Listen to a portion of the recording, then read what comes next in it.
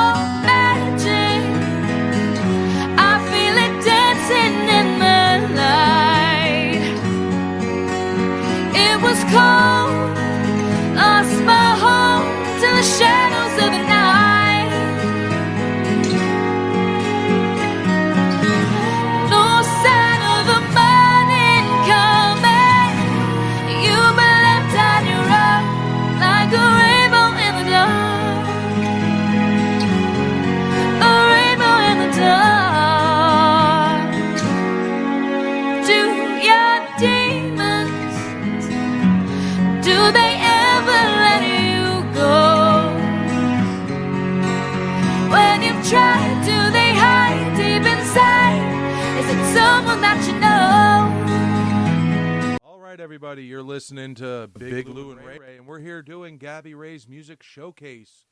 If you missed it, we just did a great interview with her.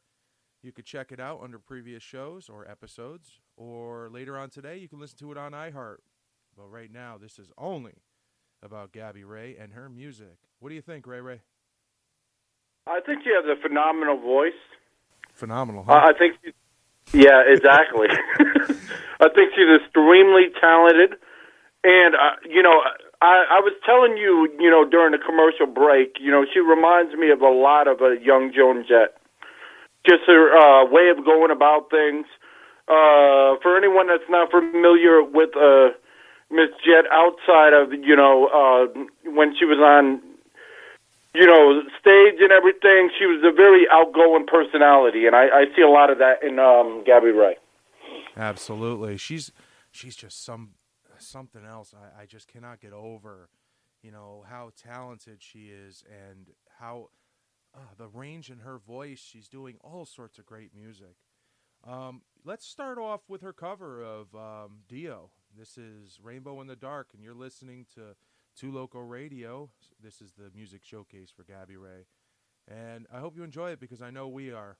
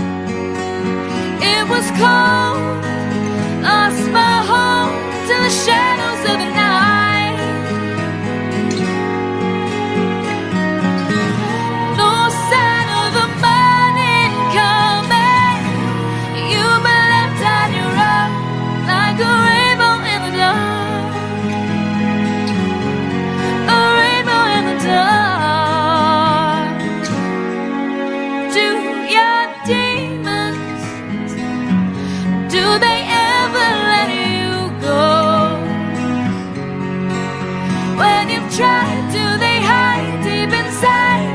Is it someone that you know? You're just a picture. You're an image caught in time. We're alive. You and I were words without a rhyme.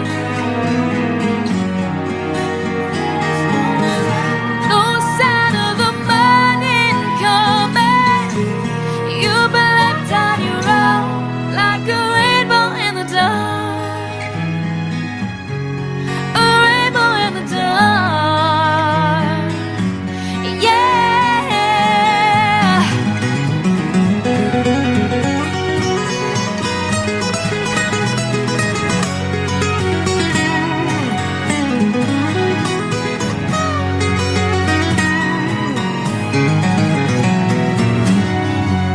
When there's a lightning, you know it always brings me down.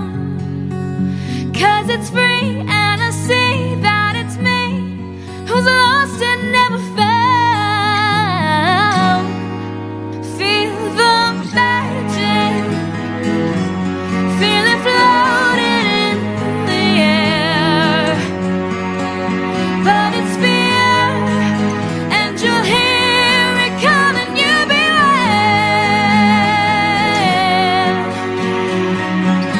There's no sign of the morning coming. There's no sign of the day. You've been left on your own, like a rainbow in the dark. A rainbow in the dark. Dum, doo, dum,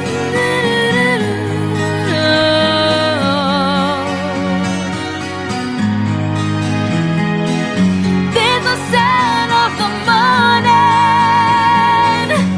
You're a rainbow in the dark.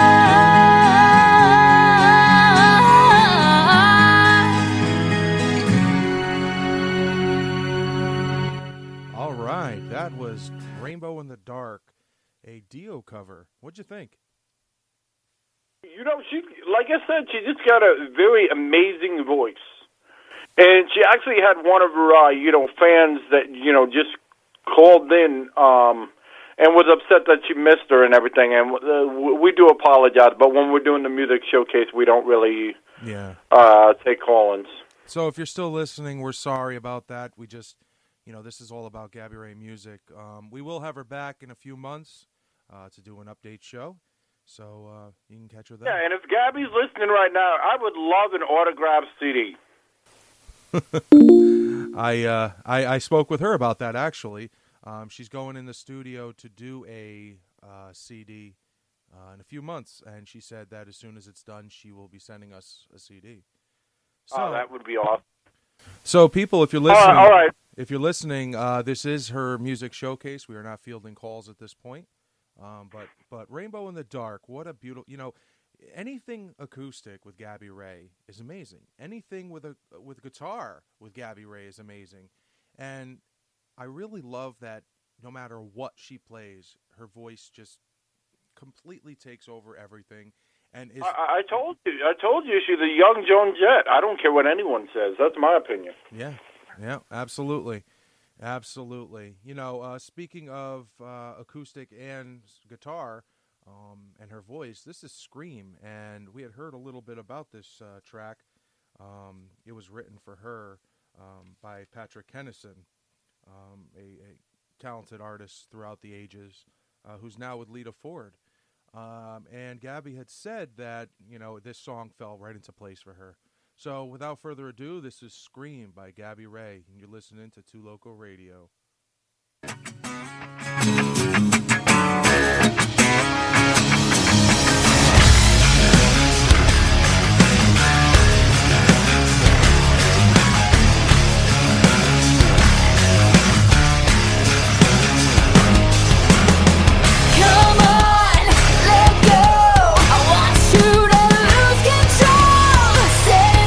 Electric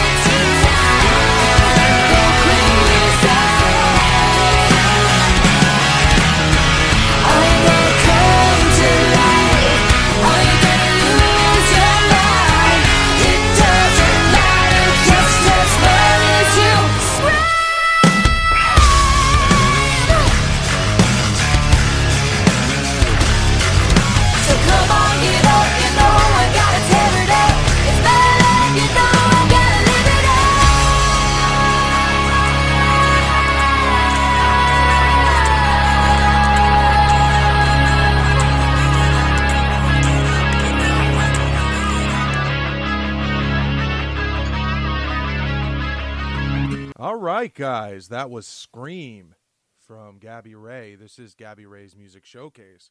What a freaking great track. Gotta love it. Exactly. You know, you can really feel the passion. Absolutely. You can really feel the passion from, you know, Gabby Ray. You know, not to take away from her spotlight, but there's certain artists out there that, you know, that you really can feel the passion, you know, when they, you know, do songs that were written by other people and are, you know, covers or whatever. And, you know, Gabby Ray's one of them. Logan Arsenault's another one. I mean, these girls, you know, especially Gabby, you know, really, you know, really can take a song and bring it to the next level. And that's what it's about. And when she mentioned in the interview how she had said that she hopes that she can be on a world tour soon, I totally see it. I mean, her hype, her music, she's got a huge following. She's got awesome vocals, great sound. I mean, listen, Scream. Like, we play that track, I play it on my show 5-7 times a week. I mean, people love it, and I love it. And it's got a very melodic flow to it that totally is great for her voice. And I just, you know, I would have loved to have been there as a part of that recording. If you go on YouTube, you can see some of the recording for that. If you actually watch the actual video for it, you can see her in the recording studio when she was doing it as well.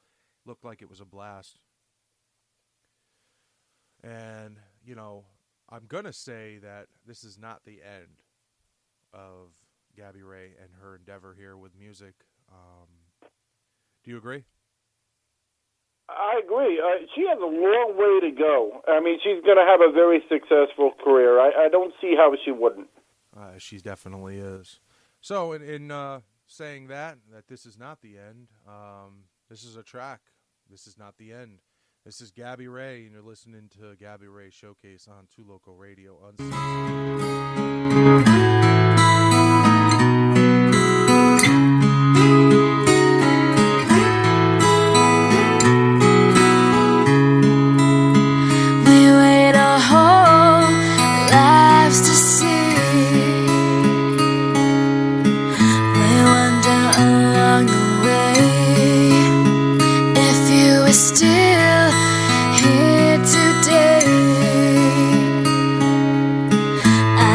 Just what you would say. Be not afraid, you're not alone. It was my time to leave. Here I will be waiting.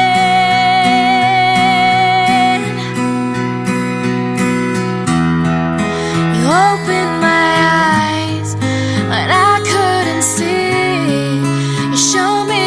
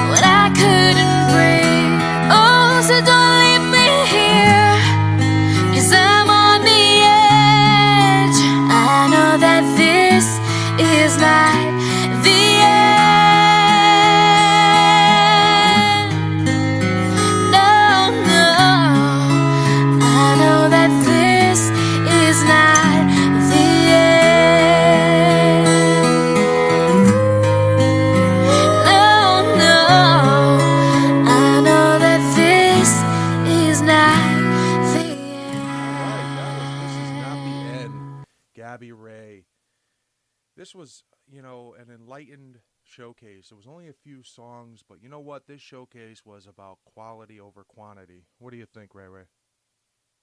I agree. I agree. I can't say it enough. I can't express it enough. She's got a very amazing voice. She really can encapsulate, if I could say the word right. She really could reach into the audience hearts and whatnot and really melt it inside. And I hate to get all, deep and metaphoric and speaking and whatnot. I'd hate for you to get all deep and metaphoric as well, Ray Ray. No, just kidding. Yeah, exactly. but really can touch lives, and that's what I love. Her music is very inspiring, and she's a role model for, the teenage generation. I truly believe. Absolutely. I totally agree with you. She's definitely going to be a part of this new generation of mainstream hype rock where the kids just go all out and follow. I agree with you, Ray, 100%. I can't even there's so many words I'd like to use that define Gabby Ray, but the one word that I'm going to choose is a simple word and an elegant word just for her, but Gabby Ray's perfect. She's got great sound, great vocals, and she's moving in a great direction. How about phenomenal? Phenomenal, yes, that would be a great word, but that's your word, not mine. And you know what, Ray Ray? It would have been completely uncharacteristic of you to have not said that she's phenomenal. That is you. That is your favorite word. Yeah. But I got to say something, Ray. You only use that word when it's due. Like now. She is phenomenal. And exactly. And this ain't about us. This is about Gabby Ray or Miss Ray. A lot of people ask me, well, why do I call people by their last name? Because in proper English or proper grammar, that's how you talk to somebody. Correct. So. Correct. And I'm trying to keep it PG because it is, she is a Of course. teenager. That's why you didn't hear Big Lou swear today. Isn't that something? I didn't swear. Correct. That's what it's about. I mean, we are live and uncensored, but we're not idiots. Yes, exactly. When you have teenagers, you gotta come at them correct. You can't. I'm not sure about. You know what, Ray? The panel isn't back yet with that decision. If we're not idiots, because we're kind of loco. All right, but let's wrap up. All right, Miss Ray here. Guys, you listen to Gabby Ray's music showcase. Check her out all over the place. Twitter, everywhere. Facebook. Go to YouTube. Check her out there. She's got tons of great stuff. Great covers. Great original. Just check her out. She's all over the place. And once again... Yeah, and her website's www.gabbyrayrox.com. Yes, without the I believe, yes. GabbyRayRocks.com.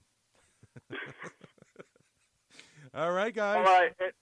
And just to let everyone know, if you've never heard of an interview and this is the first time you're hearing us, just remember this. Two Local Radio believes we matter because you matter, period. Absolutely, period. Definitely. Stay tuned. In 20 minutes, we have Axel Creek. All right, guys. I'm Big Lou, and you're listening to Big Lou and Ray Ray. Ray Ray, you want to sound off? We were honored, Gabby. Thank you so much. And thank you, your fans, as well. And welcome. Thank you, guys. And Ray Ray. Right now, we've got the Fool's Brew Metal Showcase, and I'm some asshole named Ray Ray. I'm Big Lou. And before we start it, wait, once again, what did you think of Fool's Brew? Once again, I might sound like a broken record today after every one of these songs. They're tight, they're collaborative, they've got a great sound. I mean, they vary from deep screams to great I mean, it's just they're an epic band, epic. I'll agree, but I don't like talking that much, so let's just get to it. Here's Panic Room. Panic Room. All in my head. It's all in my head. It's all in my head. It's all in my head.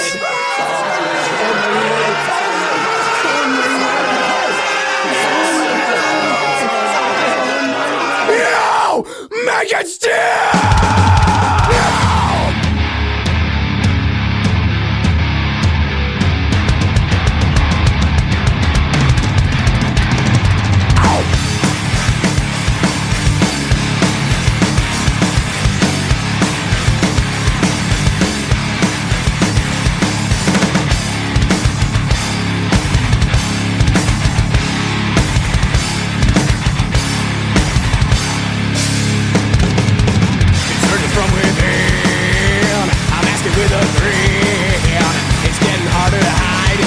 There's a frenzy beneath my skin. Painful paranoia smothering up through my veins. I think of the madness seem impossible to restrain. Of the feeling that my psyche is set to raise. To justify it when I'm warring with my own brain. I won't close my eyes, 'cause I've realized that in my own mind there's no way out.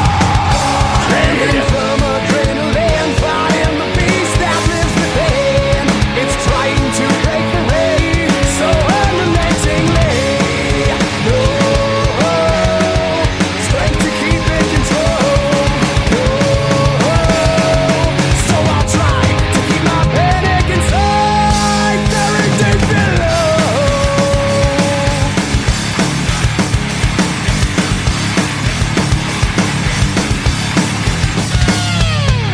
I fight to hold it in, but it's a battle that I won't win. The terror's taking control of my soul, my defenses are stretched too thin. Painful paranoia feathering up through my veins. I think of the madness seem impossible to restrain. Fighting off the feeling that my psyche is bent to race. To justify it when I'm warring with my own brain. I won't close my eyes, 'cause I've realized that in my own mind there's nowhere to hide. Trembling from adrenaline, fighting the beast that lives within. It's trying to break free, so unrelentingly. No strength to keep in control. No, so I'll try to keep my panic inside, very deep below.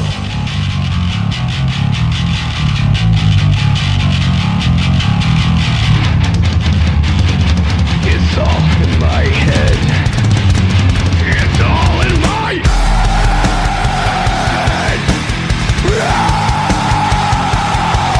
Fuck.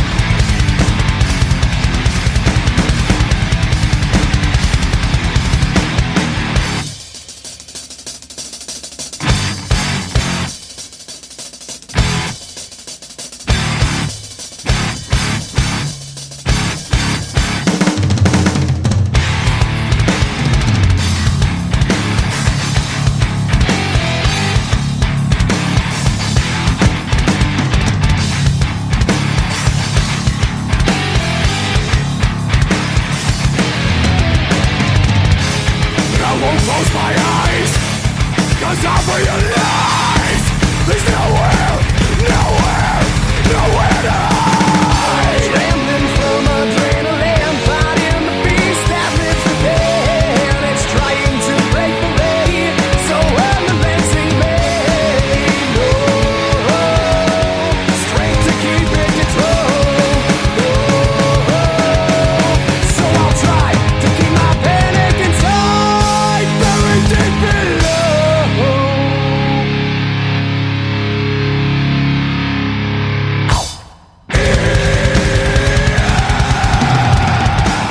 All right, and that was Panic Room. What did you think of Panic Room? It was the first track I played this week. I love it, man. I'm definitely gonna pick this album up over the internet. I'm gonna download it. Go to iTunes, guys. You like this? Go get it. These guys are great. I can't wait to play them in my car. It's good shit. Good shit all the way through.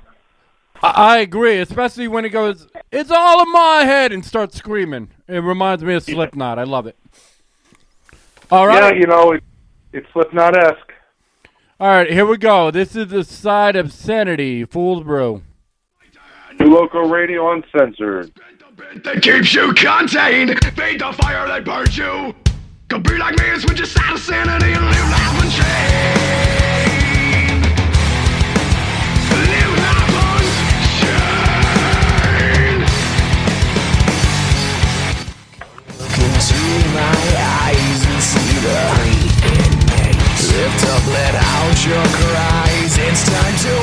liberate. And now my friends arise, it's our turn to dictate. Tear off that drab disguise, join the ranks of the lunatic allies. Awakening, a reckoning, you're beckoning the exiled offspring. Toss the king, the powering, we're conquering. Awakening, outcast insane, the deafening screams and refrain. A strengthening flows through our veins, it's mutiny. Bite the hand that feeds you, spit the bit that keeps you contained. Feed the fire that burns you, and hysteria and unrestrained. Bite the hand that feeds you, spit the bit that keeps you contained. Feed the fire that burns you, and be like me and switch your side of sanity and live life unchained.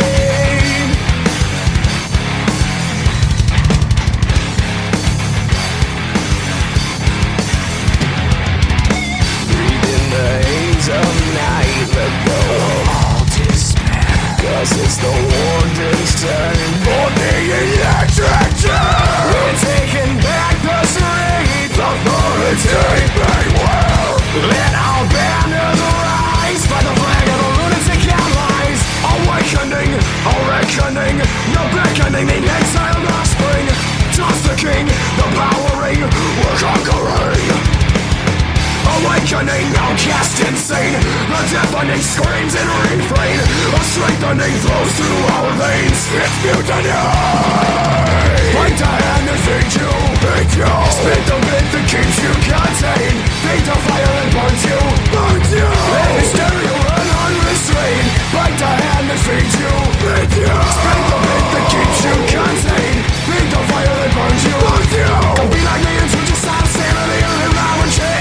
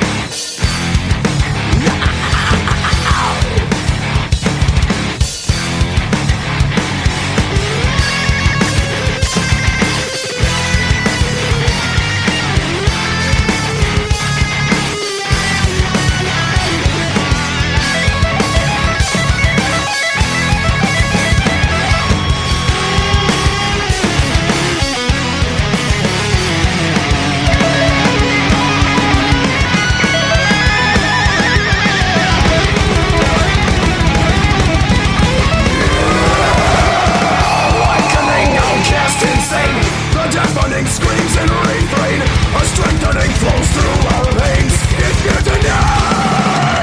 Bite the hand that feeds you, spit the bit that keeps you contained.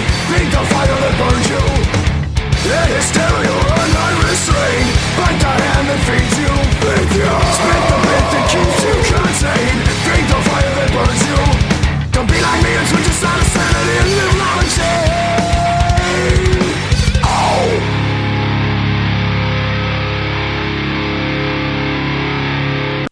All right, that was This Side of Sanity. I felt a little bit of disturbed in there. Yeah, definitely. I the first when you said it while we were off air right there, I totally agree, because you know what, that was one of the first things I thought of listening to that track. And I believe this track is the title of the new album, correct? That is correct. Guys, you like this music, go to iTunes. Yeah, check them out. Yeah, buy their music. Support local bands, buy music. End of story. All right, here we go. We got Fool's Brew, Scared but Unharmed.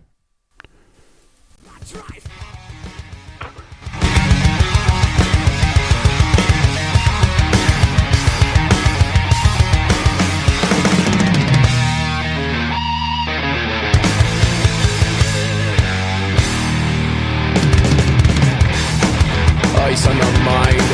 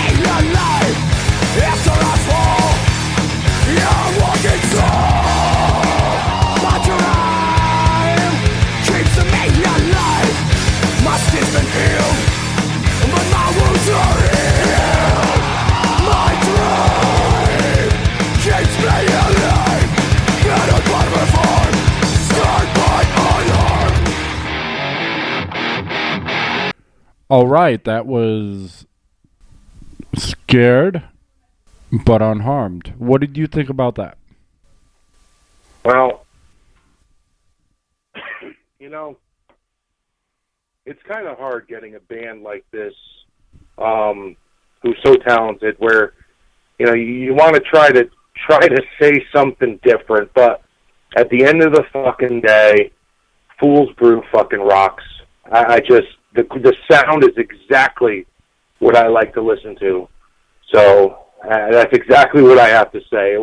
I don't want to beat a dead horse here or sound like a broken record, but the shit is exactly what I love. Exactly. You know, there's a little Pantera sound going on. You know, all different great little sounds going in there, and it's a fusion of them, and that's what makes them Fool's Brew. And it kind of works with their band name because they're like a brew of sounds, and it's great. It's great. I agree. They got the perfect name, you know, for the mixture. I heard a bit of some Pantera in there. All right. Absolutely. And here we go. We got some Saddle Up.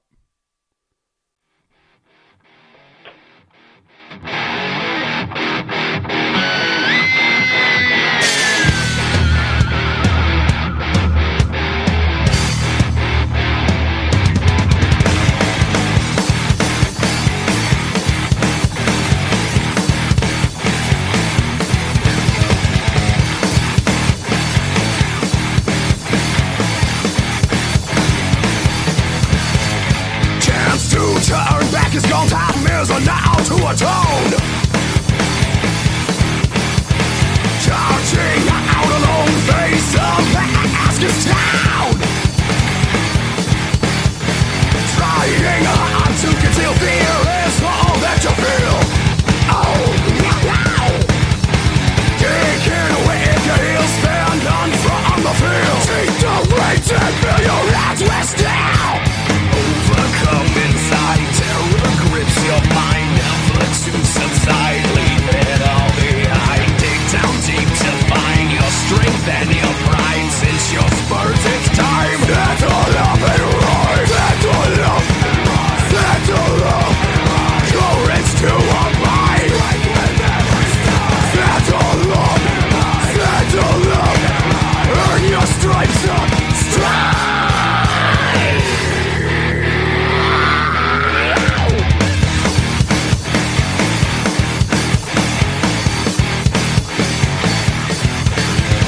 Thundering across the space between destinies,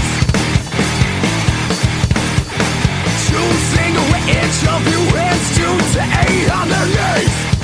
Oh, come on! The legends never die, they live on in your mind. Be the one man that makes them all go blind. Yeah! Reach into your mind and break out through the wall, turn the power on and mount up for the kill. Take the weight and feel your hands rest down. Overcome inside, terror grips your mind, never to subside, leave it all behind, dig down deep to find your strength and your pride, since your spurt it's time, settle up and rise, settle up, settle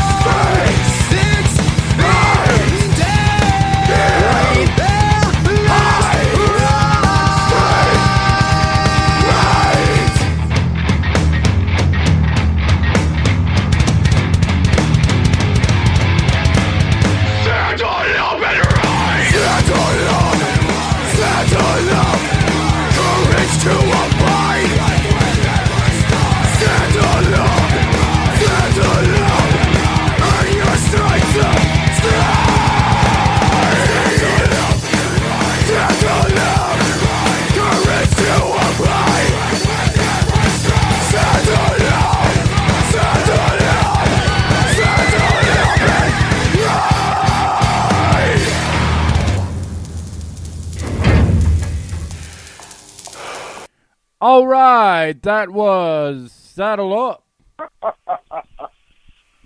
Gotta love it. Gotta love it. You know, what a great interview that was too.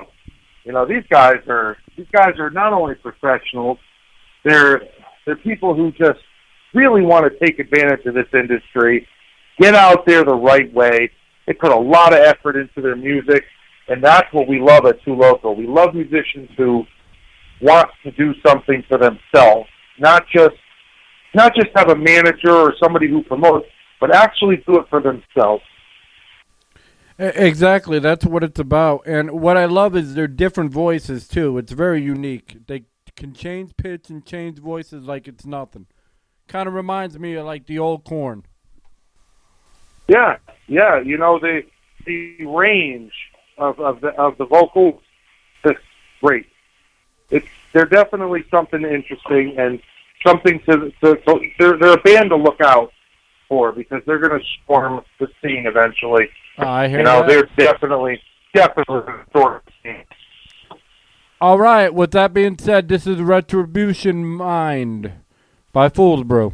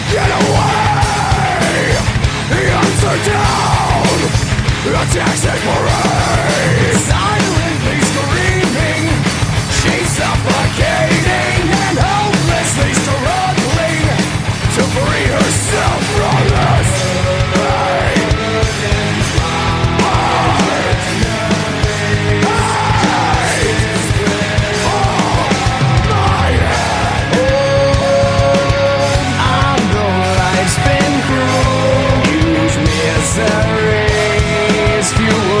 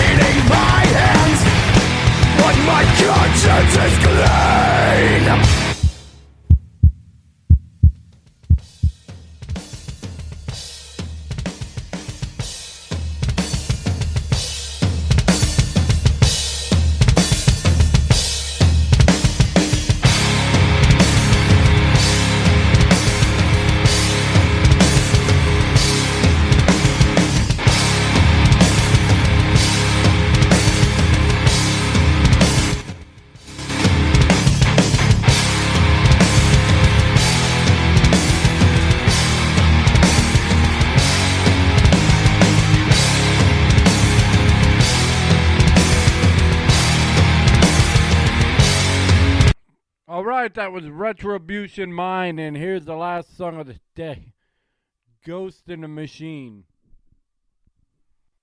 What did you think about Retribution Mind? You know, Retribution was, I played that a couple times at the beginning of the week, and, you know, I believe Retribution was the first actual song I heard by Fool's Brew, and that was the hook for me, the hook that dragged me in, and well, you know, once again, what a great sound, you know.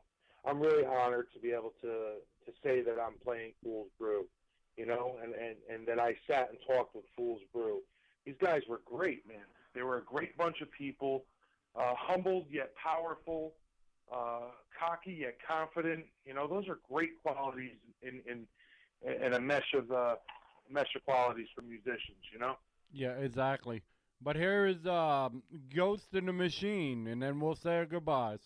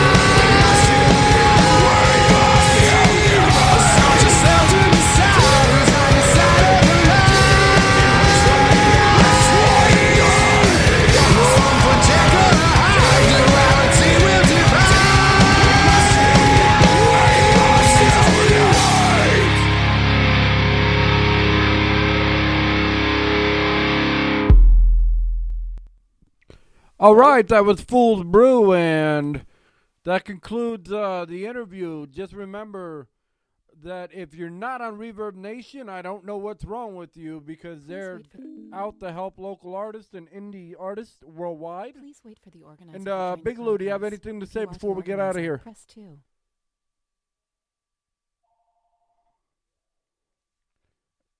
I think he was trying to tell me he's calling me. Hold on.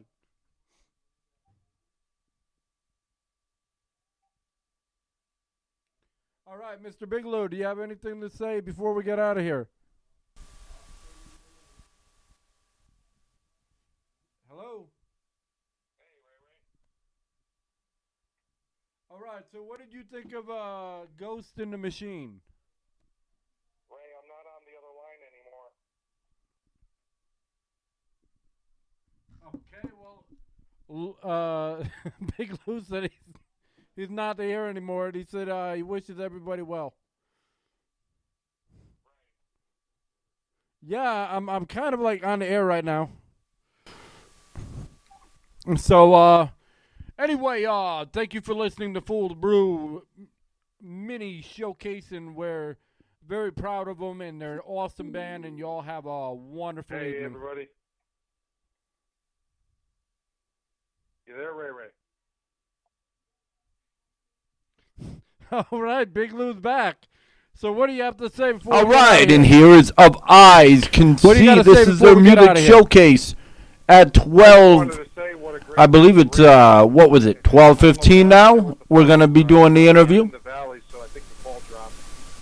Yep, that's about 12:15. We are going to start off the actual interview. We're going to be playing Stronger, Dangerous Love, All That You Need, a bunch of great tunes off of their new stuff. The album is dropping on November 4th. It's still available for pre-order, and we'll get into all that in the interview. This is a great little band. It's almost a family band with Kelly Cinco, young girl. Her father, Bill, manages them, gets them around, takes care of everything for them. It's a great little band, and they've got a great sound. I absolutely love their sound. I absolutely do. I also love the fact that they're a mix of a rock and a bit of dubstep as well. So yeah, it's called EDM.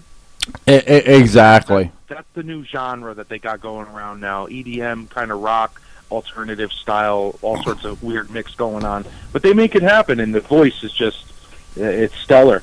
I wonder if that stands for electronic dance music. All right, but anyway, here's Bittersweet as Rain. Oh, Ray, I love you. Of Eyes That See.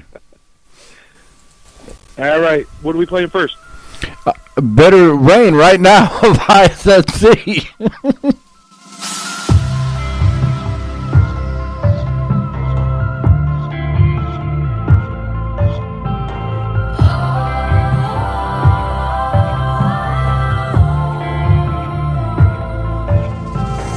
I search far and wide, crave for a bliss to find. You led me to the dark that lies inside our hearts.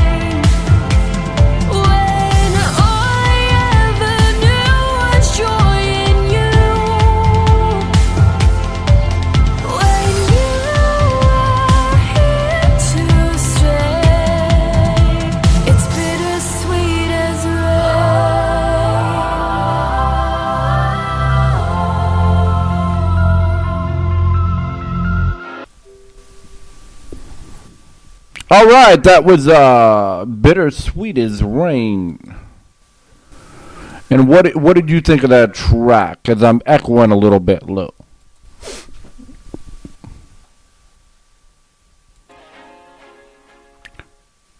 Hello, Mr. Big Lou, Earth the Big Lou. Yes, I am here. Did we are live right now, buddy? Well, I don't know what happened. I think my cellular service, we got a horrible, horrible storm happening right now. What a great song, huh?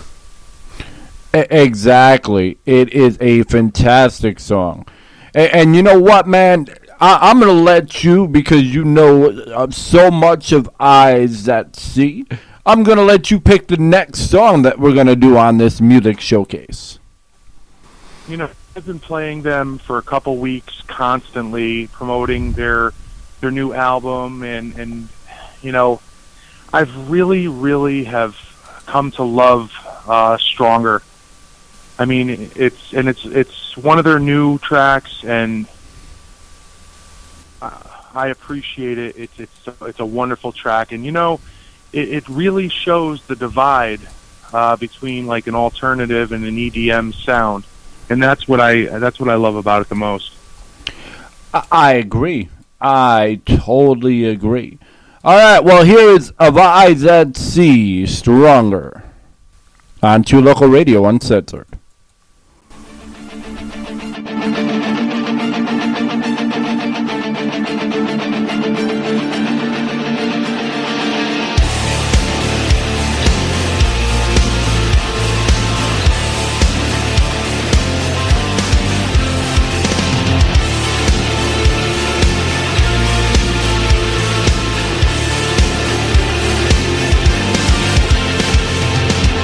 Have you lost yourself?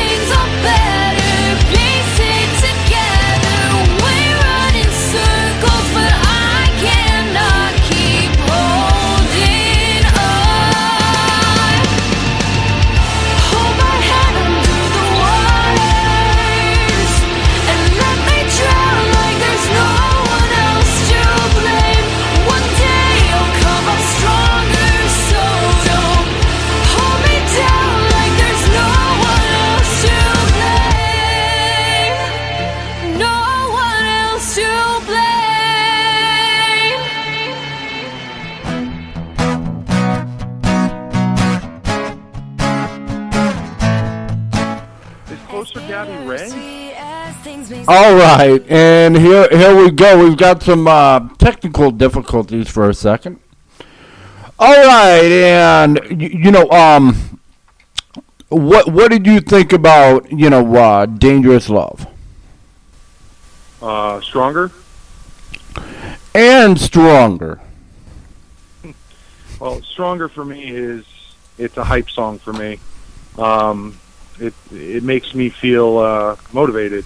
One thing I do like about this group is, it has its ups and its downs with the way that, a lot of society is now finally starting to switch over to this style, which is good. And, it's good for them because they're bringing a new sound into this whole thing. And Stronger is a direct link to that new sound, and the whole music industry as a whole. It makes these people are starting to play this music, but they're not sounding like Of Eyes That See. Of Eyes That See are bringing it to a whole different level. Exactly. You can tell they're extremely talented, and I love the Evanescence, kind of flow there. Yeah, definitely. You can definitely hear a fusion there of some Evanescence and other bands too. I can't stress enough that when I was on Reverb looking for the right artist to select, when I heard Of Eyes That See, I immediately contacted her father, Bill. They were over here on the East Coast doing some recording and stuff like that, and working with somebody over here. And sometimes you think that somebody's never going to get back to you, and Bill did, and I appreciated that, because when he got back to me and when we got everything figured out, it was good, because now we get to play this badass band anytime. And I'll tell you, this past year I've really been digging chick singers, and this is definitely on the top of the list, and this song too, Closer. So, all right. There's a bit of a technical difficulty as far as that. So here we go. Instead, we're gonna play Of Eyes That See. We're going to play Promises, and we'll be right back on 2 Local Radio Uncensored.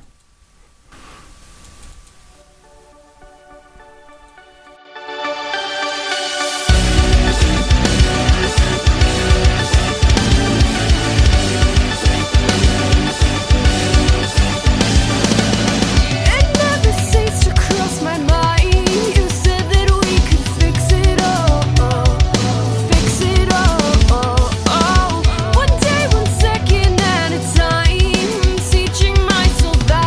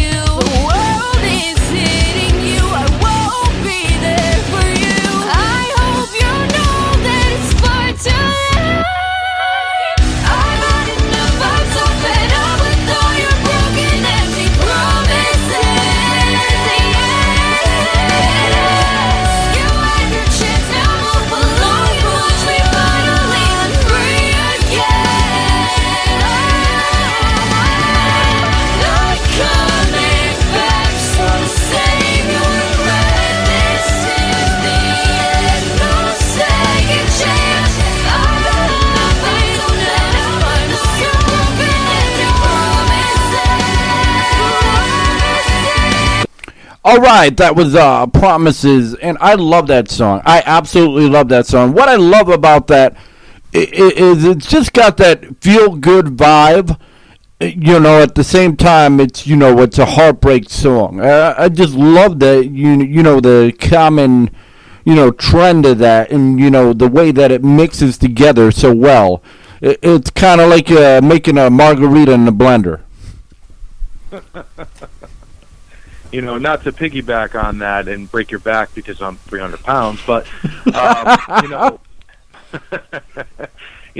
Promises, listen, if I was in a stadium, I could hear that song sound just as good as it does on a recorded album.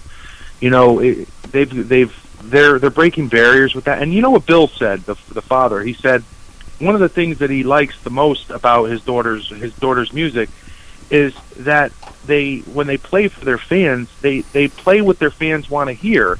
And it's not just that. Their songs sound, like they're being, played out of an album when they're live, that they're that good. And I see that, on YouTube, checking them out. They're really good live. I agree. I totally agree.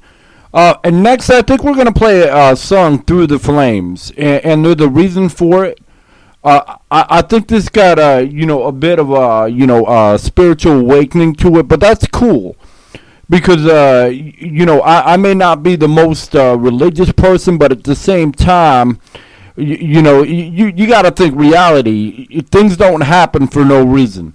That's just all I'm gonna say about that. That's true, but if you ask my wife who's to blame, it would be me. Here's Through the Flames of IZC.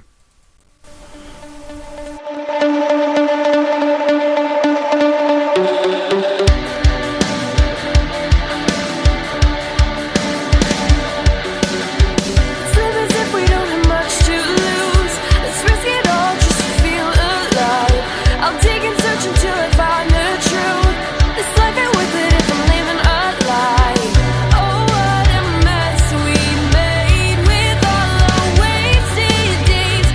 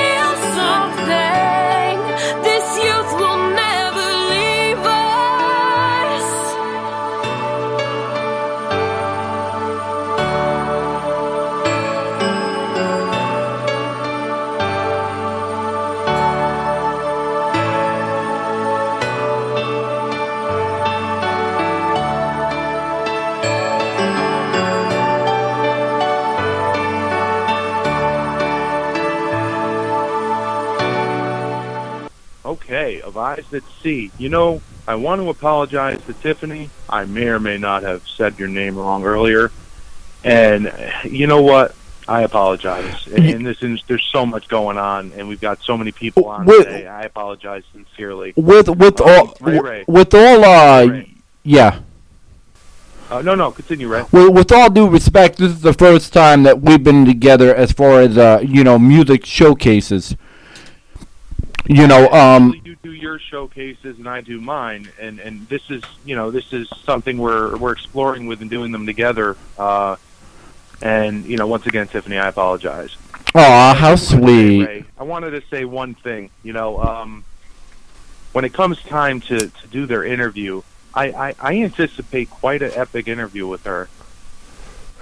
By what I've heard of her from her father, I've heard just she's very, very, very excited about this, and I'm happy that we're going to be doing this shortly. And if you guys are listening on Spreaker, make sure that after this showcase is done, you refresh the page in a few minutes and keep refreshing. We will be there, and we will be also on the twolocalradio.com site for the actual interview, which will be also airing on iHeart.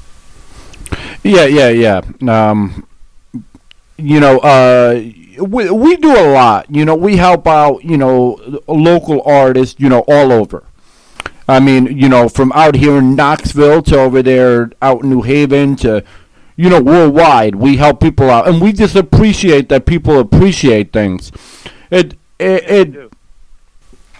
like I had an interview the other day with this band, and there were some technical issues, and still the guy's like, you know what, you're the ones that take time, to help people out.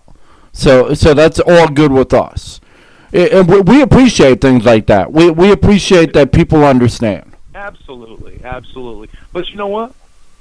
Sometimes our technical issues are us. And sometimes you just can't fix stupid, because you and I are one stupid motherfucker. We're crazy, we're off the wall, and we're uncensored, and that's what we're all about. And and I don't want to take away from their showcase, so let's roll in. What song do we got next? All right, we got two here coming up. We got Take Me Away. We're going to talk a little bit, and we're going to end it with Walking on Air. I love Walking on Air too, and this next one is definitely a good one too. They're all good. It's that sound, chick bands rule. Yeah, exactly. I agree. Here's Take Me Away from Of Eyes That See. Two Local Radio, uncensored.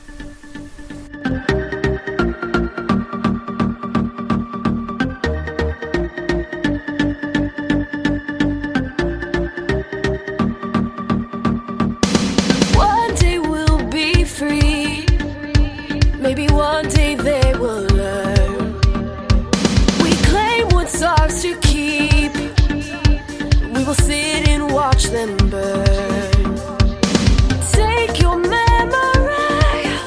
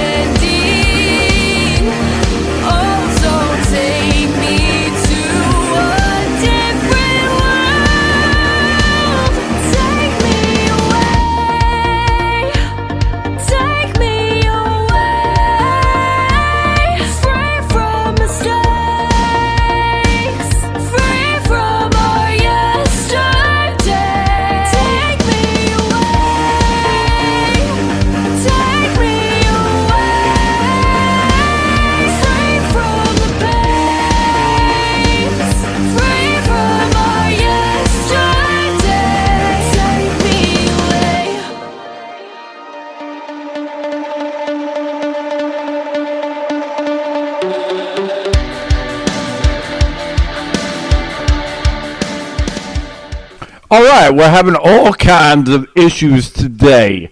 So, Mr. Big Lou, what did you think about Take Me Away? Well, honestly, I don't think my wife would appreciate it very much if I took you away and not her. Okay. I really don't think that even Chrissy D would like it either, and probably unless she's involved. But anyway, Wow. you know what? Take Me Away. Who doesn't want to be taken away? And you could hear the heart and love in every one of Tiffany's songs. That these songs are written from the heart. And from talking to Bill, I know that she puts a ton of effort into this, and it's important to her, and you could hear it in every one of her tracks. Man, you're starting to sound like a broken record. Rewind. No, but for real, yeah, I agree. I totally agree that she does put her heart and soul into this. And it's really a breath of fresh air, and it's, just something different. And that's what I love about what we do is we always have, like, these artists that are different and of eyes that see are very motivated, determined, and extremely talented. But, without further ado, we're going to play Walking on Air. And then we're going to wrap up, guys. Just so you know, make sure that you guys refresh your page if you're listening on Spreaker. If you are, you can just switch over to twolocalradio.com. We'll be hosting the Of Eyes That See interview momentarily following the end of this track. And I hope you guys are going to be with us. And don't forget, Ray, what's the number? 1-855-403-9071. And here's Walking on Air of Eyes That See.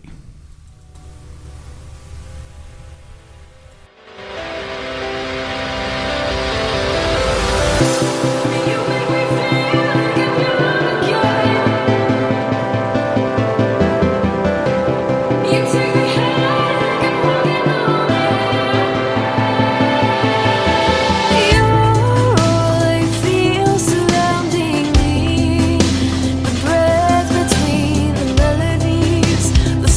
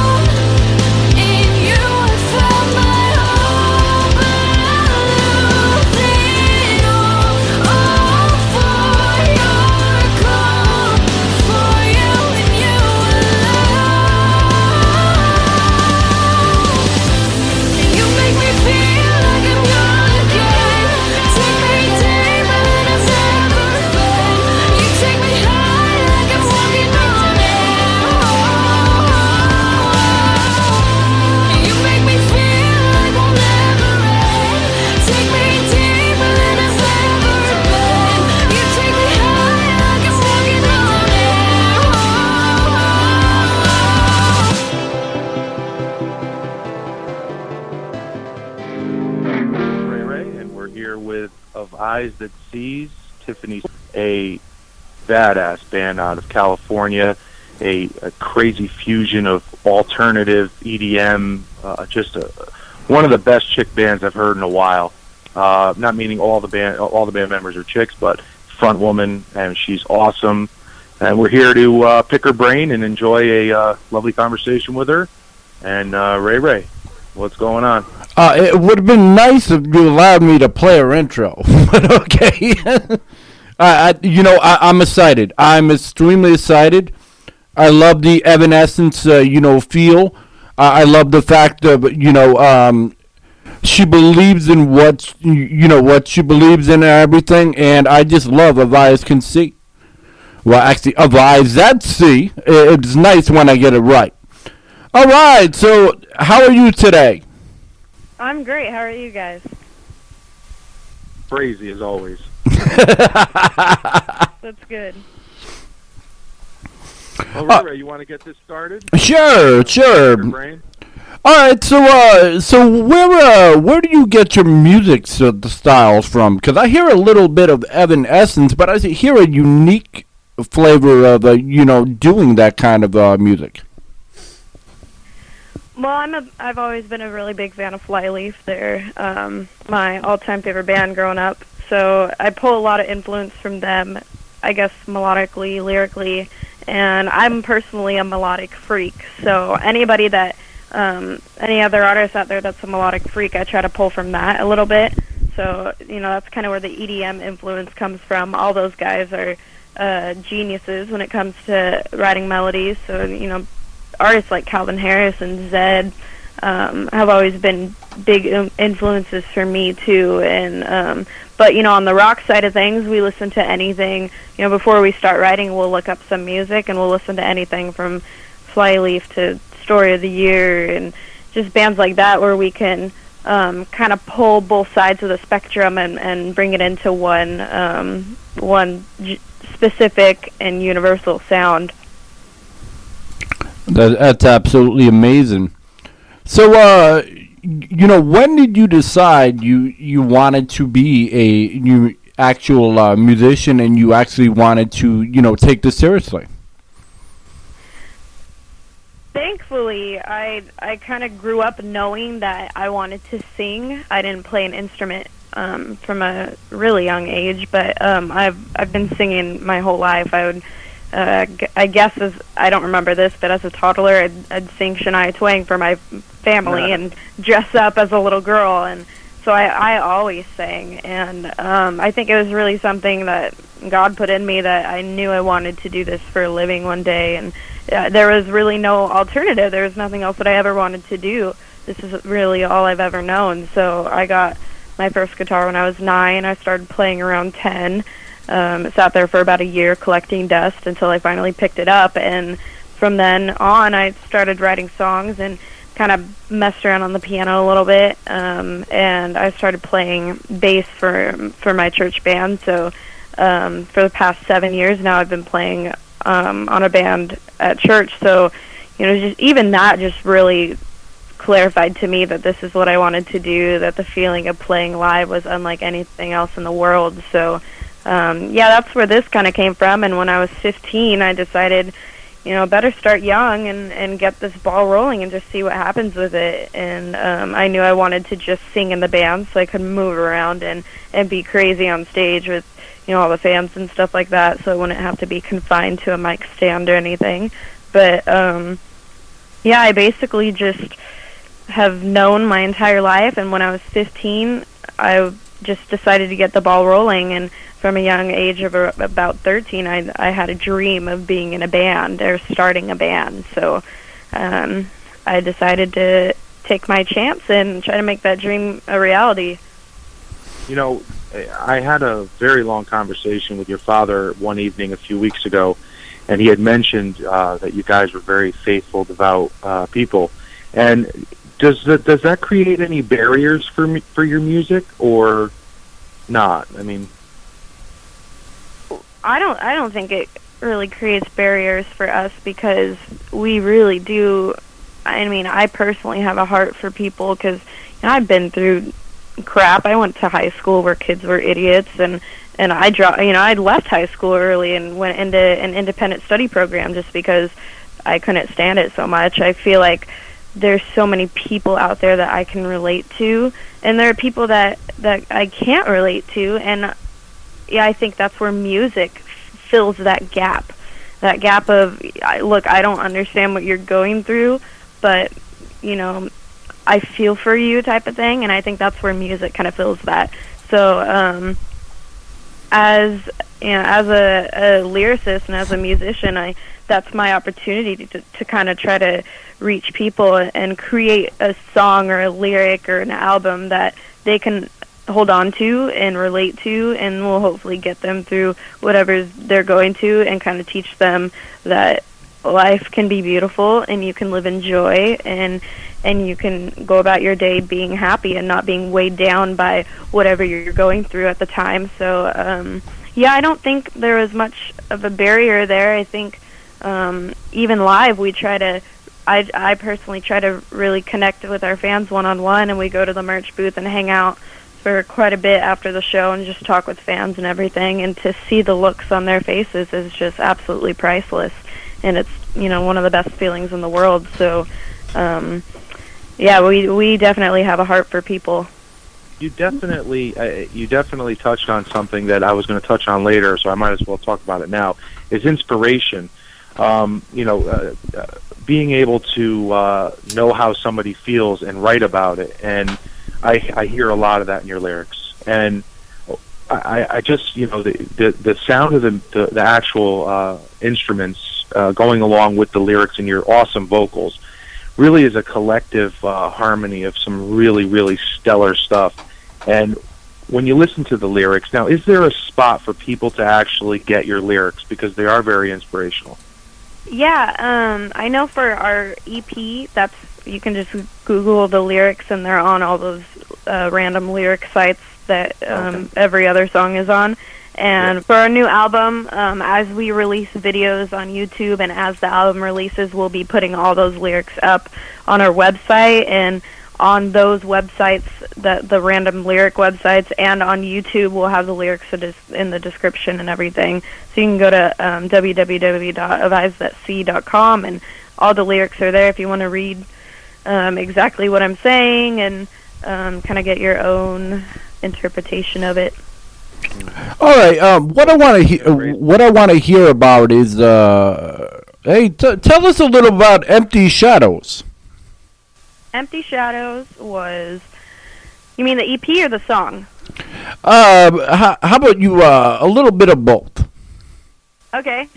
Empty Shadows was the first EP that we wrote and put out there. I was 15, 16 when we wrote that, recorded that, and released that. I think I was 16 when we released it.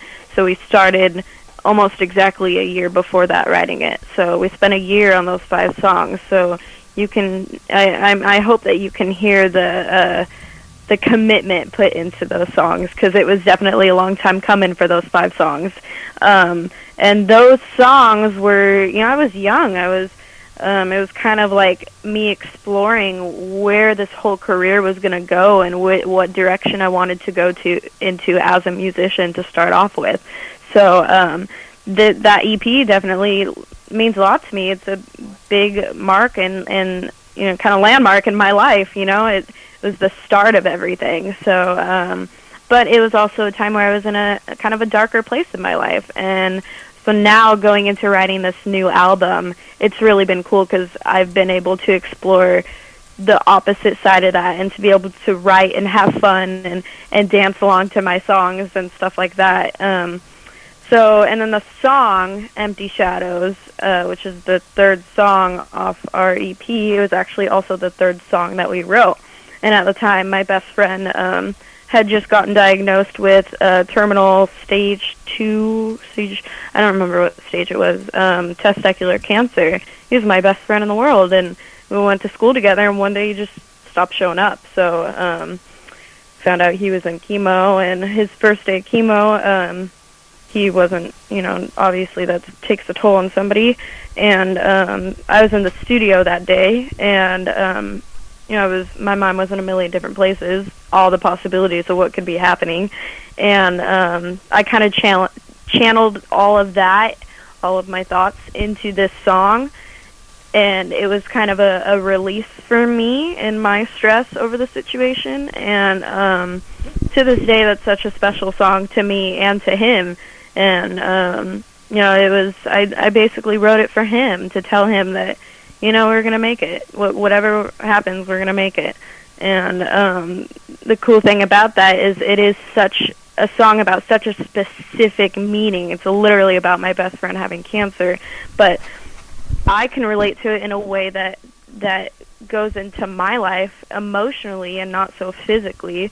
And I think that other people in the audience, it's a universal message that you can make it through what you're going through, and there is a brighter and better side to whatever you're experiencing at the moment. Nice. I just got to mention that you currently have people listening from Germany, Russia, Sweden, Switzerland, Brazil, France, as well as tons and tons of local people out here in the United States. I just think it's so cool, how far technology has came and everything.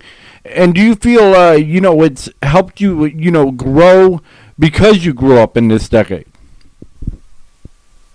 Say that last part one more time. And do you feel it's helped you grow it because you grew up in this, the decade, and you have the access to, the internet, and you could reach more people? Yeah, I mean, it's just incredible that somebody on the other side of the world could be listening to what I'm saying right now, and it's such a surreal feeling.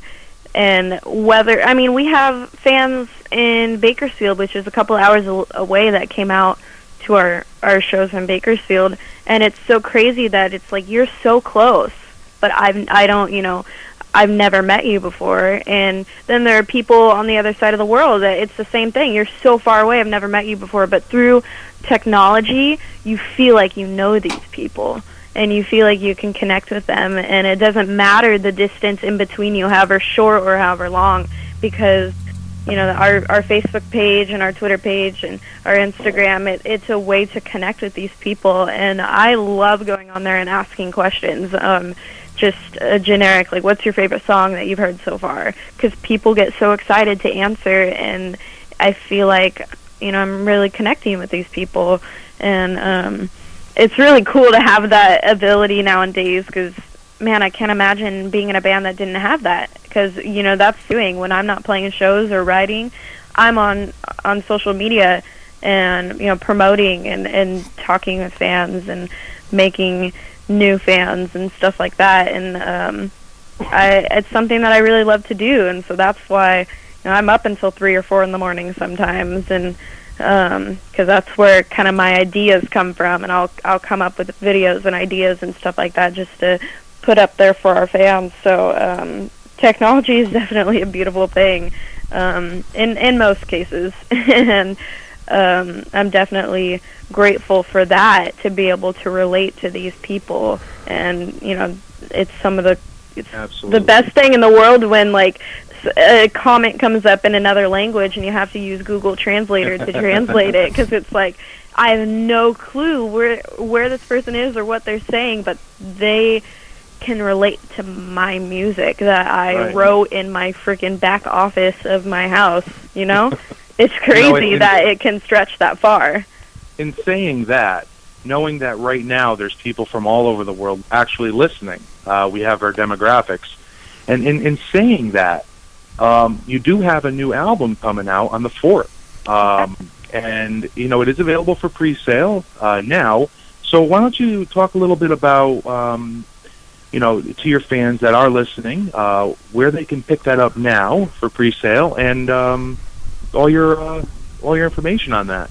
Yeah. Well, this album comes out in, I think it's 4 days, and or 3, I don't even know. It comes out on Tuesday, November 4th, and right now you can buy it on iTunes, for pre-order, and those of you that are not iTunes users, we also have it on Bandcamp for pre-order. So those are the two websites that you can go ahead and pre-order that from. And if you pre-order it, you get an automatic download of our single Dangerous Love.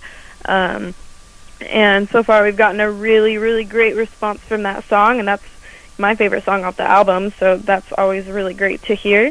And then you can basically pick up the album on the 4th through any internet outlet out there, whether it be Amazon, Google Play, and you can listen to it on Spotify and SoundCloud and Reverb Nation and all those. And then if you're just confused on all the thousands of websites that you could go to, just go to www.ofeyes.c.com, and all the outlets and all the options will be on there.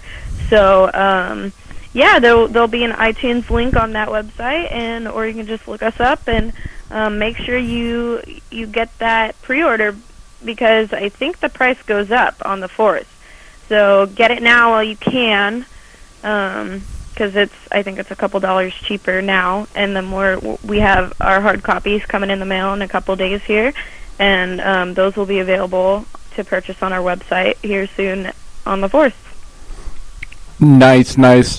One thing that I want to say real quick about your new stuff. When your father sent me over the files, I just, I found you on Reverb, and I heard your sound, and it was immediate when I contacted your father. I believe it was your father I spoke to, Bill, right? Yeah.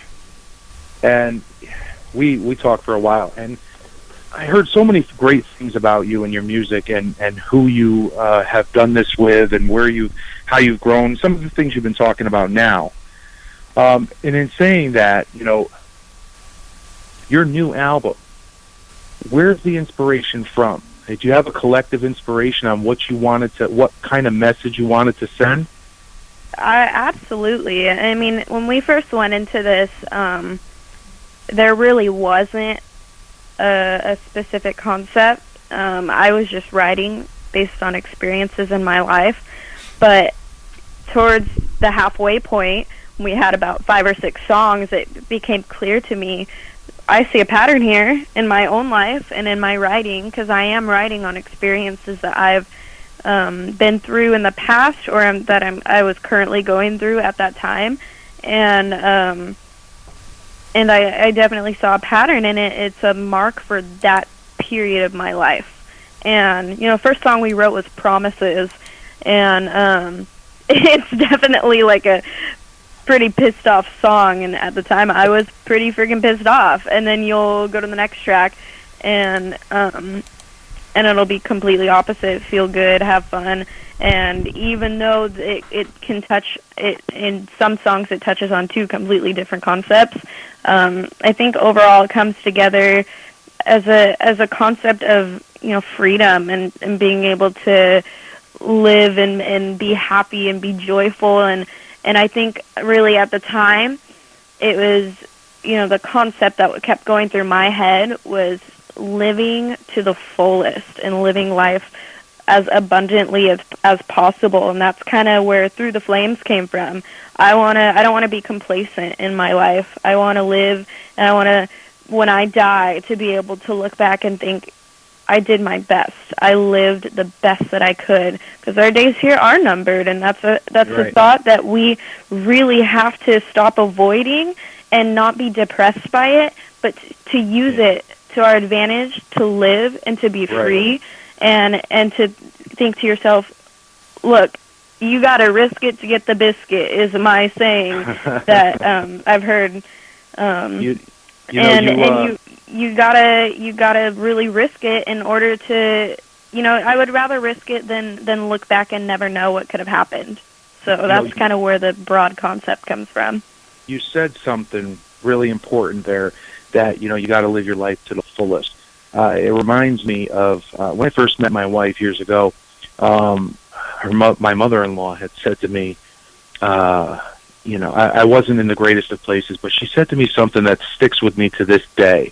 And she said, one day your life will flash before your eyes, so do something worth watching. Wow. and it's stuck with me till today. You know, it's always something I think of. Yeah. Right? That's absolutely true. And I think that's something that was really heavy on my heart when I wrote this album. And Close, the song Close is another big example of that. The pre-chorus words are, I refuse to live my days so complacent that I'm numb to the bone. I want to live to see the day that the words that I sing are more than just a song. You know, those words to me are so important, and it's such an important thought to me. Don't be complacent with your life. Don't look back and think of all the things that you could have done. That's why I got started on this when I was 15. I didn't want to waste any more time. And here I am 18, and these 3 years have passed by so freaking fast, you have no idea.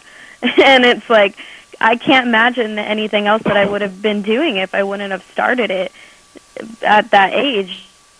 Risk, because I'm 15 going into the music business. If anybody knows anything about the music business, it's no easy business. I had no idea what I was really getting myself into at the time, but I'm so happy I took that risk because I couldn't picture myself doing anything else right now. Yeah.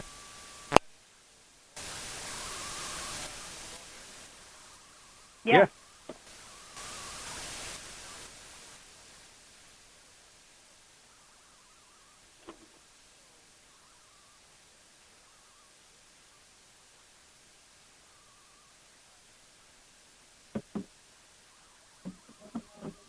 Of Eyes at Sea is something that I came up with. It was just something that kind of popped into my head one day. I was like, if I ever had a band, I'd probably name it that.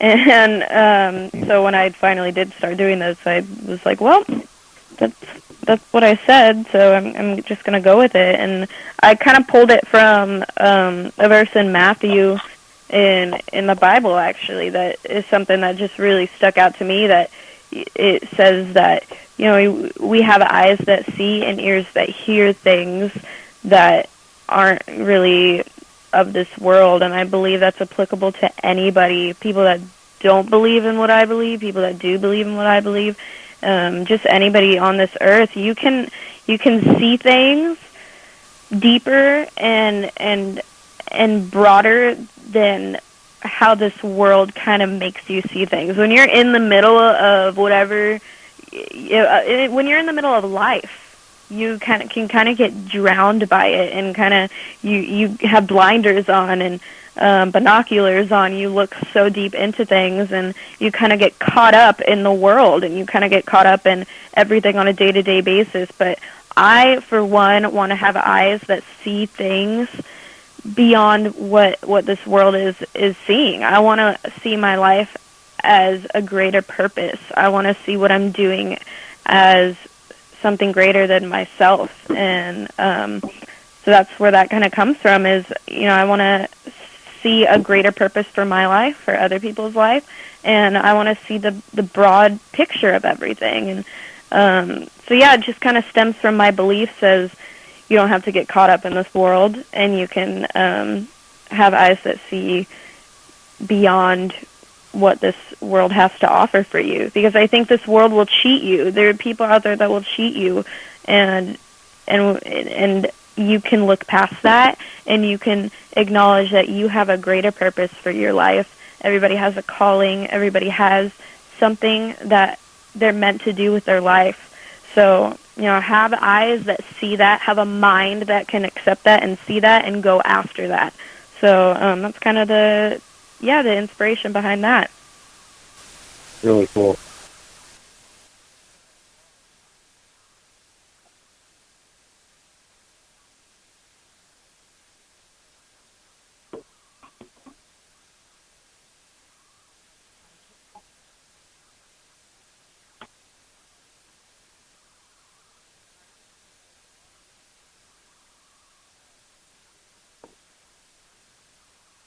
Absolutely, it does. And I know that not everybody per se will believe in that, and that's totally okay. I mean, I don't expect everybody to believe what I believe, but I write about my life, and my faith is a huge part of my life, and you'll see that come out in my lyrics and in my interviews and what I'm saying, because it's part of who I am. And so that's definitely a majority of where my inspiration comes from. Is I've definitely found a greater purpose for my life and a calling on my life, and I'm living it and I'm fulfilling it. And I just want people to know that they can do the same thing. Very nice. I'm here. I'm just enjoying listening to this. It's very inspirational. I just, like I said, when I talked to your father, he talked about how important faith was to you, and in everything you're saying, it stands true. I mean, well, thank you. You really care about the people, and and that's that's kind of like what we're about here. We just want to help the people, and hearing this, it's like somebody can say something and say it all they want, but when you get the confirmation of it, it's a beautiful thing. It holds to the heart. Yeah, absolutely. And I just want to thank you guys for everything that you're doing on this show, supporting unsigned independent artists and really pushing their music, because, we, as artists, we need people that will get behind us and support us, and you guys are a big support, and we cannot express how much we appreciate that. Oh, I can't tell you how gratifying it is sometimes to do this. We volunteer our time. Oh, that's awesome. 90% of our cost comes out of our pocket. It's tough. When we get donations, but most of the time it's out of our pocket. And I got to tell you something. I really appreciate you saying that to us. I'm going to speak for us as a whole, me and Ray. I know he really appreciates it, right, Ray? I certainly do. There's nothing wrong with that. That shit is kick-ass. Dude, that album is awesome. It's been on repeat the last couple of days, and all of my friends know. I've never been a Taylor Swift fan. It's not that I hate her. It's just I've just never really connected with her music or whatever. And all my friends were like, "Oh my gosh, dude, you got the Taylor Swift album." And even my mom was like, "I can't believe this." But no, and I was a big Avril Lavigne fan. I think I have every Avril Lavigne album on my phone. And there's a couple of artists, and all my friends, like my boyfriend is a big metalhead, like not like a super big metalhead, but he likes like Atreyu and System of a Down, his favorite band, System of a Down, and so all of his buddies are kind of into that kind of music, and I am too. That's kind of where this all started from, but I've really gotten into like Tuve Lu. She's the one that does that Stay High song. All of her songs are so good, and I have this little corner of like my more pop EDM side that I am constantly listening to and pulling inspiration from. So yeah, there's definitely a couple artists, like I have like the Kelly Clarkson albums on my iPod and stuff like that, and as a rock artist, I think all my rock friends are like, what the heck, when I start playing this music. My sister and I, we jam out to Ashley Simpson in the car whenever we're together.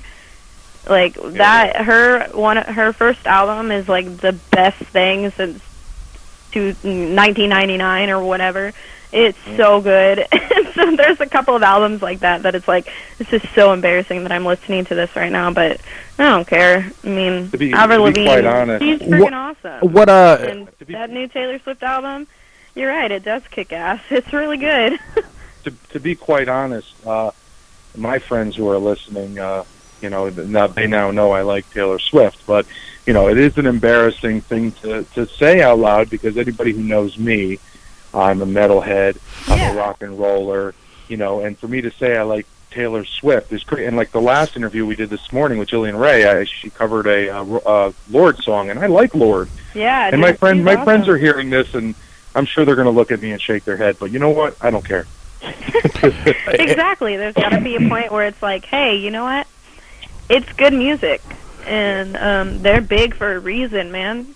I mean, that's crazy to me that Lord, a very alternative pop mainstream artist, can be liked by metalheads like us, right. Or that's where my roots are, rock, and I'm not really Well, as devoted and diehard to rock as much anymore because my likings have expanded so much, and like I love Lord's stuff. She's so different and unique and good, and like there are people that I know that can't stand Lord because she is so mainstream. But it's like, hey man, I like him, and if you like it, then you like it. It's good music. now that I think about it, I understand that where you're saying your inspirations come from and whatnot, but I noticed a little of the band Red. I don't know if you've heard of Red, but your lyrics are very very close. They really can touch. The band Red really touches many lives, and really reaches out to people. And I see, of eyes that see doing the same thing. Yeah, I have one of Red's albums actually, and I've listened to them for a couple of years now. I think I've seen them before at a festival, and yeah, they're another one of those bands where every song is relatable and emotional and really to the heart. So yeah, that's a big compliment to be compared to somebody like them, and I definitely have a lot of respect for them. All right, so how has your music matured since when you began? And I'm sorry, Lou, I didn't mean to cut you off. Oh no, you're fine. Say that last part or the question again. Sure. How has your music matured from when you started? I think it just came down to me maturing. Like, I was 15 when I wrote the EP, and I was 17, 18 writing these new songs. So I think it was just a complete different place in my life. And our producer, Joel Piper, he started off as a stranger that I was actually a big fan of his band. I'm pretty sure Joel was my wallpaper on my phone at one point, which is so weird for me to say now because we're so close. But I was a big fan of Joel's. And he produced our EP and our album, Joel Piper from Confide. And so when we got in contact with him and he wanted to work with me, it was like a frickin' dream come true. But that's kind of the difference there, is when we started off, it was like a fan relationship, and then from spending so much time together writing, now he's my big brother, and we wrestle on the couch and beat each other up and stuff like that, and we'll call each other butthead and stink brain and stuff like that. And I think the relationship there has definitely played a big part in our maturing as a band, because he's the other main co-writer. Him and I are partners in crime when it comes to the studio. So sometimes, it would just be Joel and I in the studio, and when the guys would work and stuff like that. And because of that, because of our relationship growing and maturing, we have such good chemistry along with musical chemistry. He's like the big brother that I never had, so I think that comes through, is we just get each other now on a musical level. We feed off of each other so well, and the vibe that we have together is really great. And we started writing songs faster and faster and faster, just because it was like we got so comfortable with each other, and it started to become so natural for us to write together. So I think that's a big part of our maturing sound, and just me as a person maturing and being in a new place in my life, and just just being in a different place in my life. And I think those two concepts together have been probably the main reason of our sound maturing. I've wanted to kind of explore this new sound of EDM and more melodic side of things instead of more of the hard rock side of things. And like I said, I'm a melodic freak, so any kind of melody I could put in there, I wanted to do so. And so my taste in music has changed too, and what I want to hear, I want to make music that I would want to listen to myself. If I was an outsider, if I was a listener, I always think to myself, would I like this song if I was a listener, And so that's where that comes from is I really was more aware of what I thought people would want to hear and what I wanted to hear, and along with just Joel and I's chemistry and me being in a different place in my life. Awesome, awesome. So, I ask this question a lot, but I always get a different answer, so I have to ask it. So, let's fast forward 5 years from now. How do you define success for yourself? Oh, man. I think I would just like to see us selling out shows, selling out tours. I want to hear my song in a movie. We just got back from New Jersey, and we just did a song that I'm so happy with and so proud of, and that'll be a single that we'll be releasing. And I want to hear that song in a movie. I want to go like further than. That's another lyric in that song, Close. I want to go further than I've ever dreamed. And I have big dreams, and I want to go further than that, I want to really push myself. And, we as a band, we want to play stadiums. We want to sell places out. We want to be able to play our music to as many people as possible. And that's not in a way that it's not about the money or the fame for us. It's just that, we want to play to people, and we want people to hear what we're making and the music that we're making. We're proud of it, and we want it to reach as many people as possible. So, come 5 years from now, I want to be an established band that people know of. I want Avise at Sea to be a household name, and I'm really hoping that the work that we're putting in now, that will be inevitable. In 5 years, I think we'll be well on our way. And I don't mean that in any cocky or conceited way as possible. That's just me really hoping that this all comes true and this all works. And, it's worked for us thus far. And I just really feel strongly that this is, what all three of us in the band, what we're supposed to do. And especially when we went to New Jersey to write this song, it kind of created a clear picture for us that this is bigger than any of us had ever dreamed. Being able to work with Earl Cohen, who's a Grammy-winning producer, worked with Lady Gaga and Jessica Simpson and Anita Baker and the Temptations.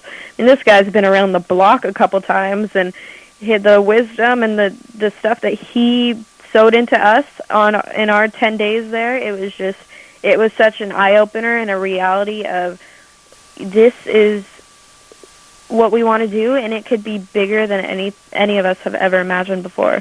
So in 5 years, I want to see that come true. You mentioned the wanting to sell out, and go out to big stadiums and play for a lot of people and stuff of that nature. And one thing I had discussed with your father was he had mentioned something, and I didn't know this yet, but I did eventually figure it out by checking you out a little further. But that you guys have an almost record sound, recorded sound when you're playing live. Like, you guys have it tight and down pat, and that's a good quality. Because bands these days, musicians these days, when they play, it's not like it was in the 80s and 70s where, there's 15-minute guitar solos and all that stuff. And, you bring the people what they want to hear. Yeah. No less, but a lot more. And that's important. That's important. Yeah, I think we try to really, I know I, for one, in the studio, try to really accomplish that. I think the key word is universal.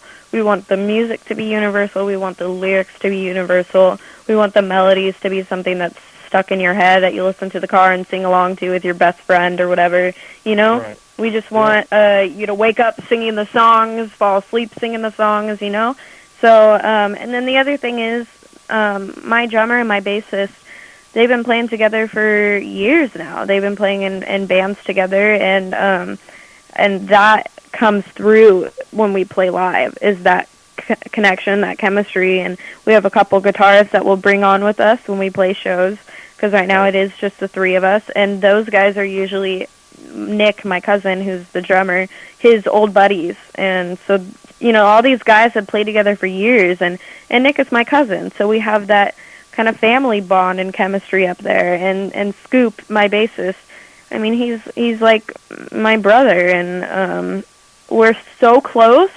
and we love each other so much that I think that chemistry kind of comes through when we play. And I honestly think that is the reason, thankfully, that we are able to sound a lot like our record, is those guys know what they're doing, and we have a chemistry together that we can really play well together. And that's something that is really hit or miss with musicians. I play with people that I can't connect with at all, and I played with certain people that I can just look at them and know exactly what they're thinking and where to go and what to play. And and I think we have that, the three of us, we have that connection. And I think that is such a big part of what comes through. And we love these songs. We practice these songs, and that comes through too. And they're a blast to play. Like, we all have our favorite songs to play. And like Serenity off of our EP, we all love playing that song. It's so much fun to us, and we jump around, and that comes through. When we're having fun, we're not thinking, okay, we have to sound the best that we possibly can, but we just let loose and have a good time. I said to myself, this is somebody that needs to get out there. And then I had contacted you guys, and you guys were here, I believe, in Connecticut. Were you in Connecticut or New Jersey or New something? Jersey. You said, yeah. And that's when your father had said, hey, I'll get back to you. And I'm really glad he did. This is definitely a wonderful time. But I'm not saying we're cutting off now. I'm just saying, I appreciate it very much, and we appreciate having you here. But Ray's got some things he's want to ask too.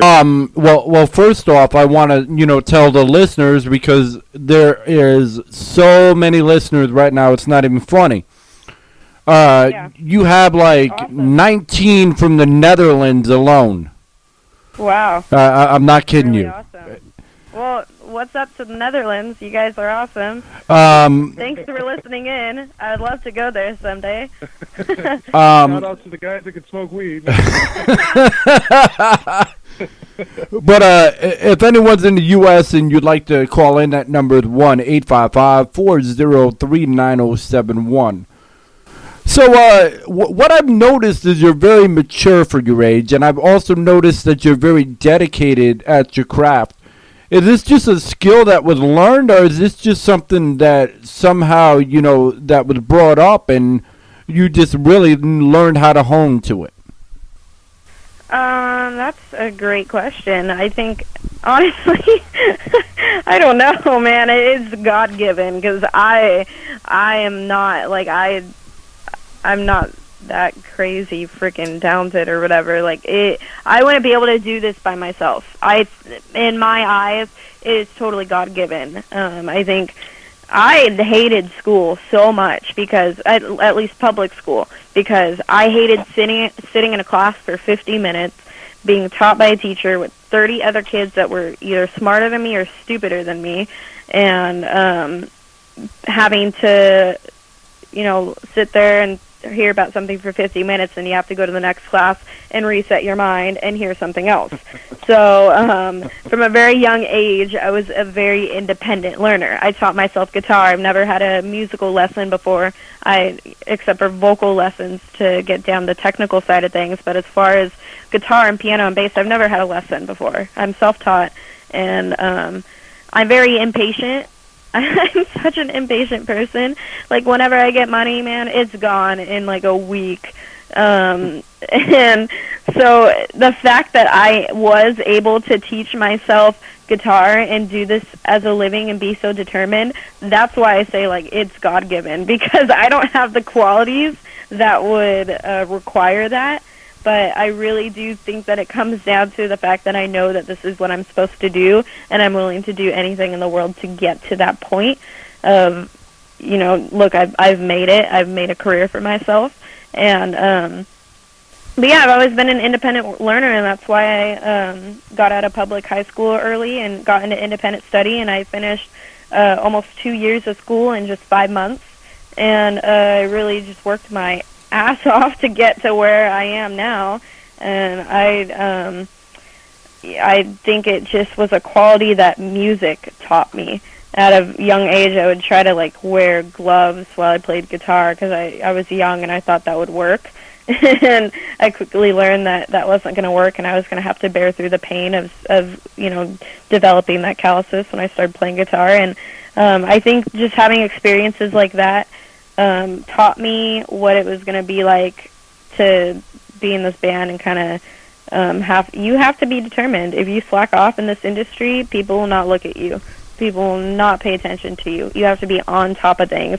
Even when it comes to record labels, like they want to see you active all the time.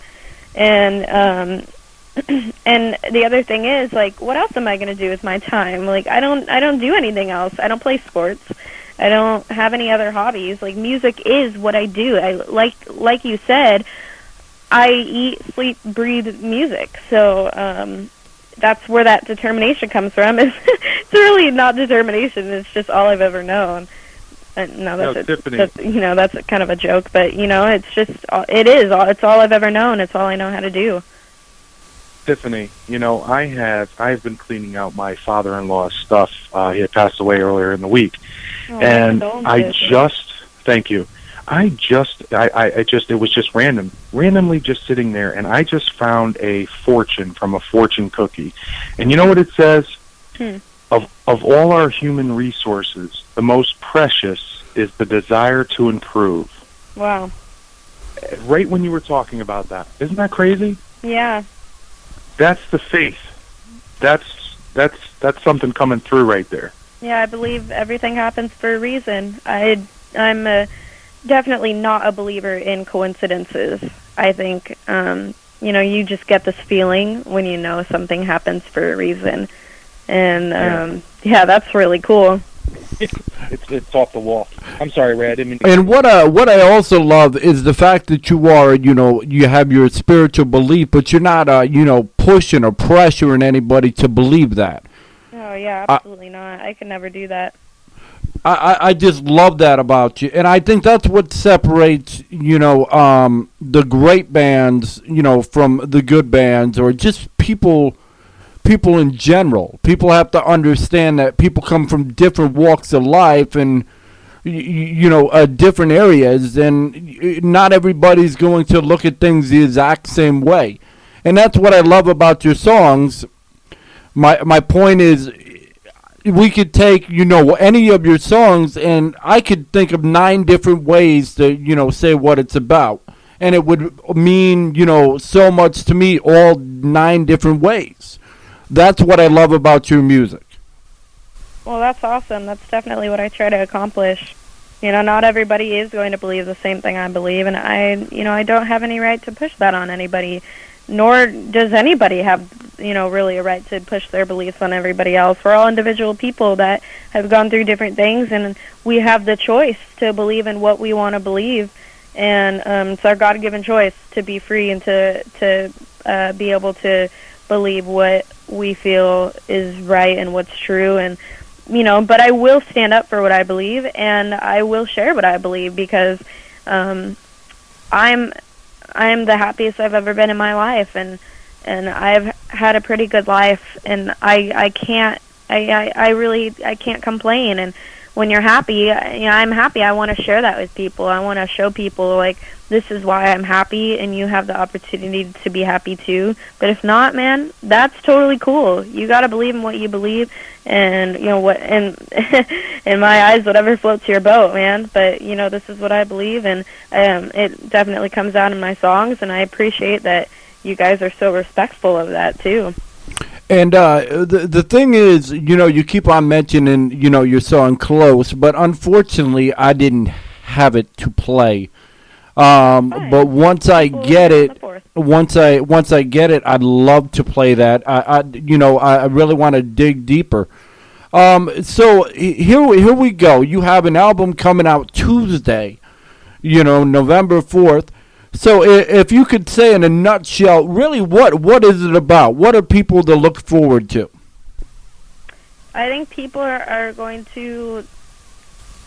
should probably expect a brand new sound from us. Not an unfamiliar sound, but a new, refined, universal sound. I think it's gonna feel a little bit different than the EP, but it's gonna be they're gonna know like this is of ISFC. But it's just you're gonna be able to hear the maturing in it, and the concept of really finding your purpose in life and living life to the fullest and being happy. And like that Take Me Away song is such a feel good, fun song, and that's kind of what I was going for when I wrote that one. And then the next song is or one of the other songs on there is Walking on Air, and that talks about how this person or whoever they can make you feel young again. And there's just such a broad concept of every song, but it comes together to create this just general idea of coming out on top in your own life, and just really living to the fullest and not being complacent. And so yeah, these people should expect to hear a brand new sound from us, and really just a more mature feel from us. It's been almost 2 years since we put out and wrote that EP, and we've definitely grown as a band, so expect to hear that in these new songs. All right, and here's what I wanted to say, because I just find this fascinating. When I was younger, I was thinking about getting a tattoo. I already have tattoos, but I thought about one major one. And the one that I thought of was these eyes, and this is a true story. These eyes overshadowing a graveyard, but in this graveyard, it wasn't people's names; it was emotions. And really, when I think of of eyes at sea, that really tattoos that to me. Because that's what y'all are about. Y'all are the eyes, that see over the emotions and really can feed into them and really can relate to people. Yeah, absolutely. That's really cool. I think that's definitely Ray, something that we strive for. Ray, you hit the nail on the head there with them.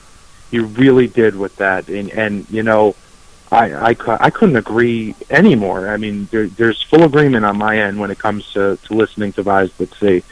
There hasn't been many bands over the years that really the lyrics inspire and touch and all that stuff, but definitely of Eyes That See. I mean, and for me to say something like this, I compare your message with Blind Melon's message. It's a powerful message and great sound, and you definitely are. I'm not going to say an emotional band, but you guys can give an emotional rescue to people, and that's really what I'm seeing. And real quick, a little bit about vulnerability. One thing I like to ask is, it depends on the person, and I feel you're an open person, and you might be able to handle a question like this. But what's your most embarrassing moment on stage? That's easy. We played, I don't remember when it was, but I tripped over the drum mic and fell on my face in front of my entire group of friends from high school came out. People that I haven't seen for like 2 years because I left public high school. It was like one of my best friends' first time seeing us, and first song, not even before the first song was over, I tripped over the drum mic and fell on my face, and it was like the slowest fall ever. They were like, it looked slow motion. No way, can't grab anything. Oh God! And I'm pretty sure that same night was the night that like my pants unbuttoned on stage or something like that. Like it was just a disaster. And of course, my entire group of friends from high school were there. There were like 10 of them. Speaking of vulnerability, the second part to this question is you are a young girl. You do have your own private things and stuff like that. If you were to lose your purse or whatever you use, if you use a knapsack, a handbag or something, and somebody were to find it, what would be the most embarrassing thing they find? Probably a stick of deodorant that I bring everywhere with me. Oh, that's You not never all that know. embarrassing. I don't know. That's Yeah, not I all that don't have embarrassing. too embarrassing thing. I don't think I do. I have this weird obsession with Jack Skellington, and I have like 2 Jack Skellington things on my keys. So maybe that. I don't know. They'd probably think this girl's a freak, but I have like 2 little Jack Skellington figurines on my keys. Yeah, and then I carry like 2 sticks of deodorant on me at all times because you never know. I'm always like playing somewhere, so I get sweaty. You never know. Yeah, And, a while back we had somebody on. I'm going to leave them nameless, but they had said that she had said that it would be her baby teeth. Can you imagine that? no way. Yeah, she carries her baby teeth. That's crazy. Crazy. That's so crazy. The vulnerability is something, to make you look real to the people. Yeah. I'm not saying you don't. I'm not saying you look fake or anything like that. Oh, yeah. But, you are also a young woman, and you are also, for the time being, still living at home. And, you've got your own space, you've got your office, you've got all that good stuff. But, you do have a great father named Bill, obviously. And what would be the one thing that he would complain the most about when it comes to your lifestyle at home? Oh, that is such an easy question. I'm sorry, Dad, if you're listening to this, but my room and practicing every day. Yeah, well, I don't think he cares about the practicing, by what I've heard Oh, from him. yeah. But, I have a teenage son, and like, my son's room is a disaster. So Same here. Well, that's something that I'm working on currently, but we'll talk about that another time. But no, I'm up till like 3 in the morning, like I said earlier, doing social media and stuff like that. So I'll sleep in till 11 or 12 because sometimes I'm up till 4. And right. if you adjust the hours, I'm getting the same amount of hours as everybody else. It's just I sleep in late, and so sometimes I'm not the most I'm not the best morning person, and he goes to work in the mornings, so that's when his mind is going, and he'll text me and email me band stuff, and I'll be asleep. And like even like some of my like our manager and our like my band guys, so like Nick knows not to call me before 12 o'clock because I will not answer. So that's another thing that I need to start adjusting my time schedule a little bit better because I'm a musician. My mind wakes up at night. I'm like, my mind goes a million miles at night, so I try to take advantage of that when I can. And so yeah, I think that those are kind of the main things that. And my mom keep doing what you're doing, Tiffany. Keep doing what you're doing, because what you're doing is putting out some kick-ass music. Well, I'm sure Ray would agree with that. I mean, it's just.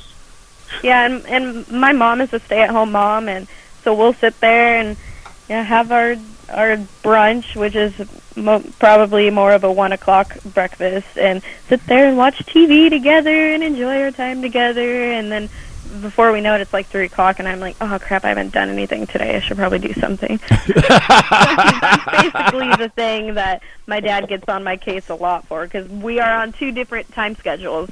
My mind wakes up when his is going to sleep. I didn't mean to cut in on you, Ray. I apologize. Hey, man, if you cut me off, that's no big deal. I cut off people all the time, so. Hey, I'm gonna come down there and cut your beard off soon.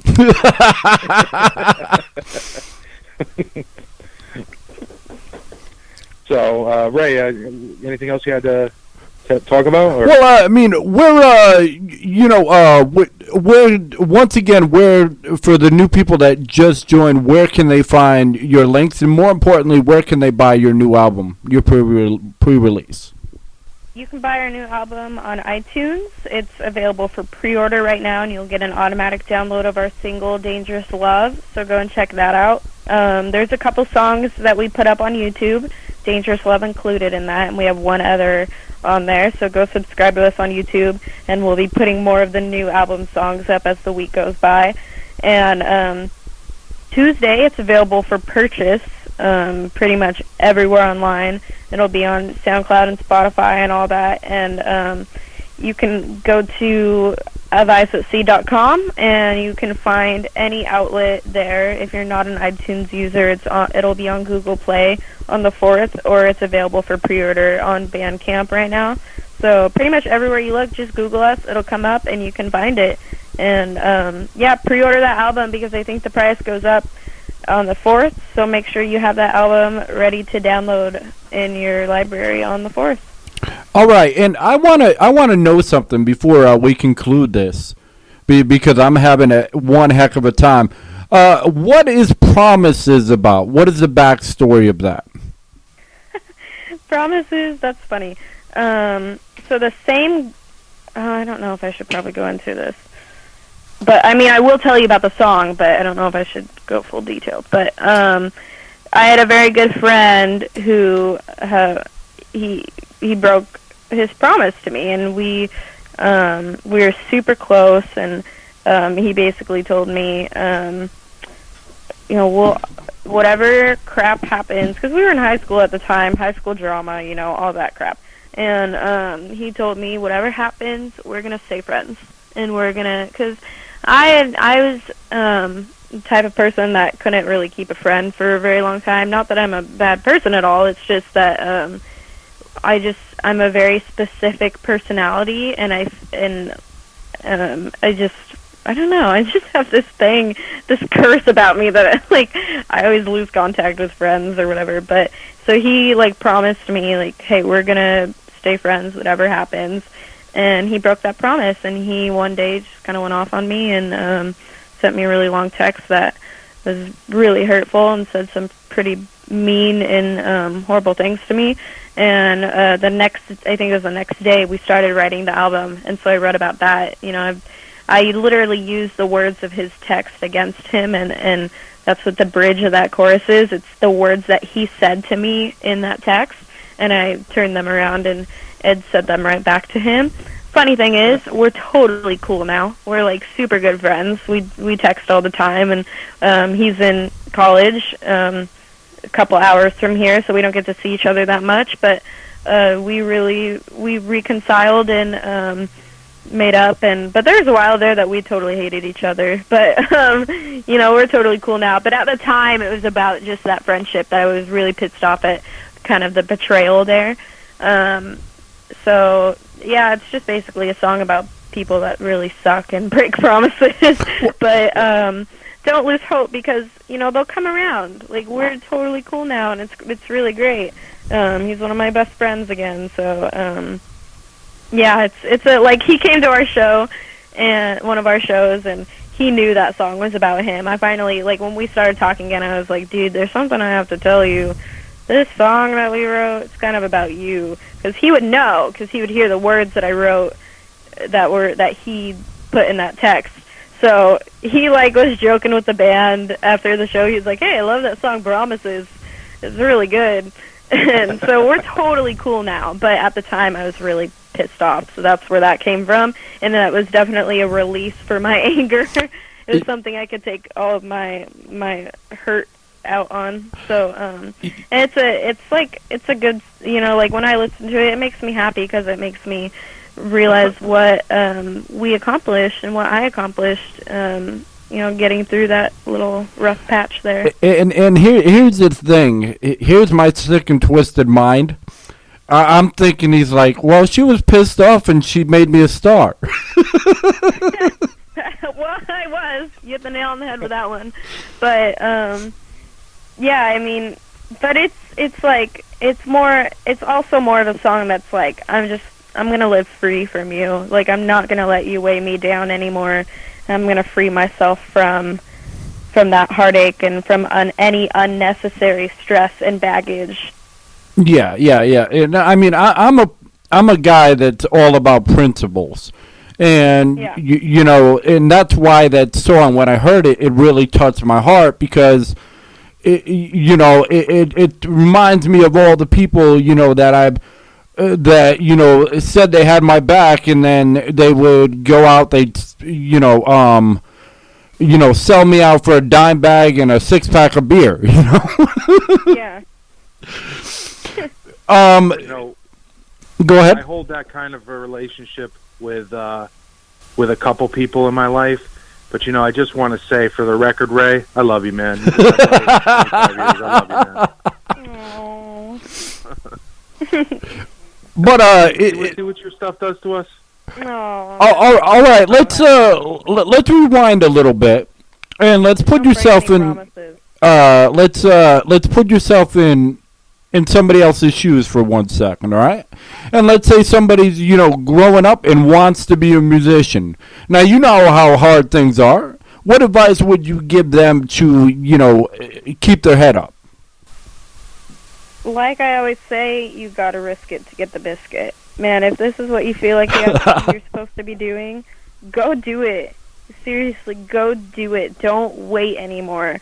Because it's a process, finding people that will commit to your band, finding somebody that will produce your record.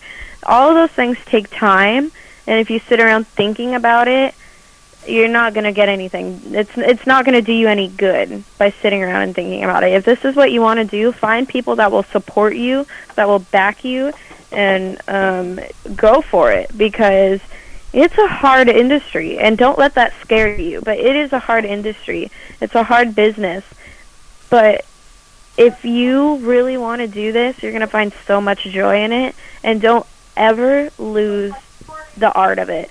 There's an art to this, and you cannot lose this by getting sucked into the business side of it. One of my biggest inspirations told me that, don't ever lose the art of it, and that's something that I found myself losing the art of it. I found myself so overwhelmed and stressed out by all of the business, and I'll have to take a couple steps back and realize, Tiffany, you're the artist. You have to keep that mindset, because it's not healthy to get so caught up in the business side of it. So if you want to do this, pursue it for the art. Risk everything, because I would rather, if this isn't applicable to you, then maybe it's not the right thing for you to do, because for me, I would rather lose everything, and fail than to sit here and have everything except for my dream. I told my mom a couple years ago I'd rather be on the side of the road with my guitar, as long as it meant I was still doing music, man. Like, if that like hits you a certain way, if you can relate to that, then man, you got it. That's all you need, is that passion and that drive and that determination, because that's what's going to come out in your music. That's what fans are going to relate to, and that's what people are going to hold on to. That's what producers and record labels and the people higher up, that's what they're going to see, is that you want it and you're determined and you're ready to do anything to get to that point. So risk it all, because those risks are going to show through, and you're going to be successful because of those risks. And even if you never get anywhere, at least you're doing what you love to do. That's, as long as you have a couple people to back you and support you, do what you love to do, because the payoff in the end is so much better than any other desk job could do for you. I mean, people, no offense to anybody that does have a desk job or an office job, man, if that's what you're supposed to go do, awesome. But for those musicians out there, I know how musicians think. You don't want to be confined. You want to go places. So go places. You're in charge of that. Nobody else but you. So go out and go do it, because anything is possible. I'm a freaking 15-year-old girl that started, or I was a 15-year-old girl that, I didn't really think that anything would really come out of this. But things have surprised me on a daily basis. So go after it, because you never know what could happen. All right, and it seems like you got a fan from Fontana, California, or one of your peers or whatever. For some reason, they're having some difficulty getting through. So I would suggest that they'd hang up and call right back so they can ask what they wanted to, unless they may just be listening too. But I don't like to leave anybody out. And I haven't done this in a while, but I can't really speak for Lou because I'm my own person. But I would love if y'all could, if we could, get an autographed CD from y'all, because those are our, trophies, or, our Grammy awards, that, because we're never going to be, over there. So. Of course, yeah. You guys are, your family to us now, man. You support us, we support you, and yeah, we would love for you guys to have a signed CD. That's totally awesome. All right, is there anything else you wanted to say, Lou? No, just thank you so much. Oh, Lou. Sorry, I didn't. That's okay. I just wanted to say it was a pleasure. We love you, and we're really happy to have you here. And you guys are a permanent part of Two Local Radio, Uncensored. Well, so I just wanted to say that. Thank you, guys. All right, is there any shout-outs you wanted to give, or anything you wanted to talk about before we let you go and enjoy your fabulous weekend? Just shout out to all of our fans listening and not listening. I mean, none of this would be possible without you guys. And a shout out to just those people closest to us that support us. My parents, they've just been incredible. And the other guys, their parents, all the support. Pretty much any social media site out there. So if you want to, get to know a little bit more about us, go check us out. And we like to stay in touch with the fans. So definitely reach out to us. And just thank you so much, you guys as well, for having us, or for having me. And what you guys are doing is incredible. And all of us unsigned independent artists really appreciate that. So, just thank you. It's really been a fun time. Not a problem. And what we love is not only the fact of, people can listen live, which they are currently doing by hundreds right now, literally, and but it's the fact of, they can listen anytime. So those that are working or whatever and don't have the chance, unlike other, outlets out there, that if you don't catch it at that time, you're pretty much SOL. We allow, for people to listen at any time. So those that are work, come home and can listen to you. Next week can listen to you. That's what it's about. That's cool. All right, and it's been a pleasure speaking with you, Tiffany. You have yourself a wonderful weekend, and I'm going to let Lou end the show. Well, thank you, Tiffany, and thank you to your father, Bill. It's not often that we speak to somebody who works with somebody who actually gives us 100% of the truth of a person. And you've hit the nail on the head with your personality, your words, your music. Everything has been spot on, and we appreciate that here at Two Local Radio. And we want to just thank you. And guys, if you missed it, available for pre-sale now on iTunes, or you can go to their actual site. And guys, pick it up. It's a great album, and it's cheaper now unless you buy it on Tuesday on Amazon or other avenues. I agree. Once again, this is Two Local Radio Uncensored with star interviews with Big Lou and Ray Ray. Exactly, and once this is over, I'm going to play our intro at the outro. All right, well, you have yourself a great weekend, Tiffany. And tell the other band members we said hi. I will do. Thank you for having me. It was a pleasure. All right, Bye-bye. You take care. You too.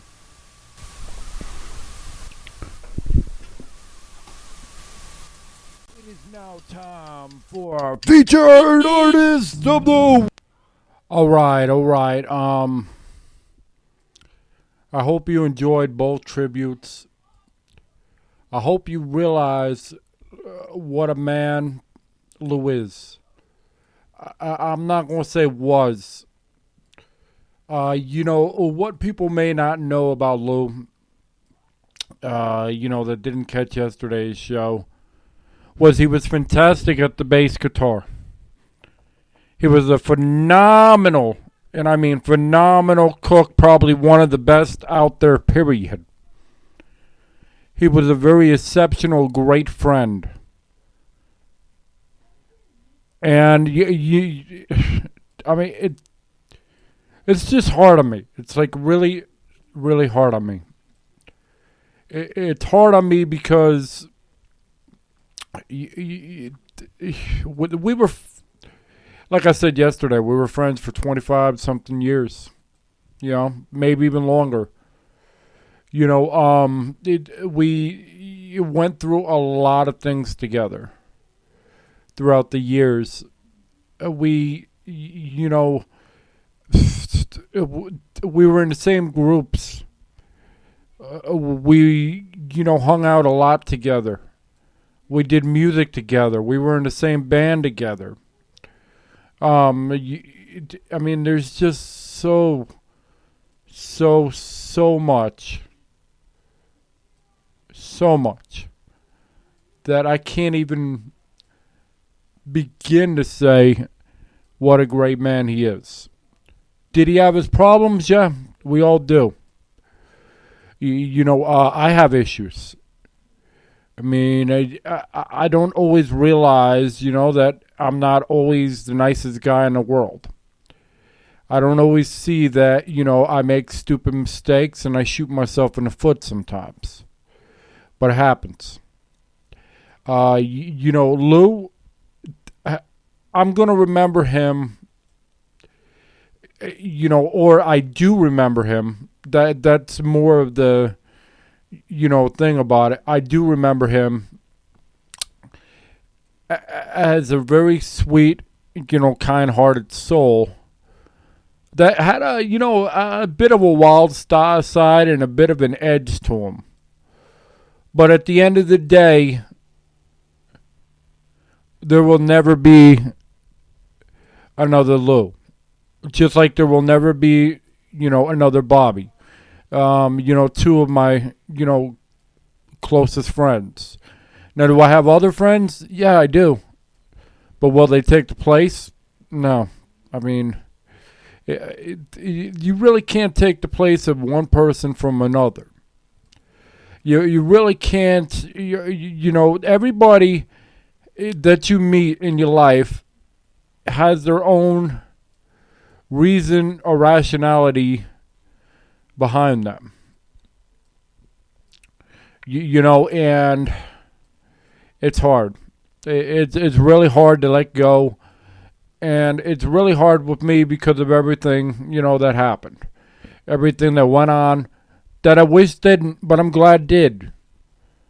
Like I said yesterday, I am glad that he was able to do his own station. I am glad that he was able to help Twism out so much.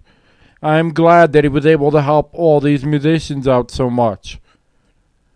And more than anything, I'm glad that he cared when I was on the streets and nobody gave a damn.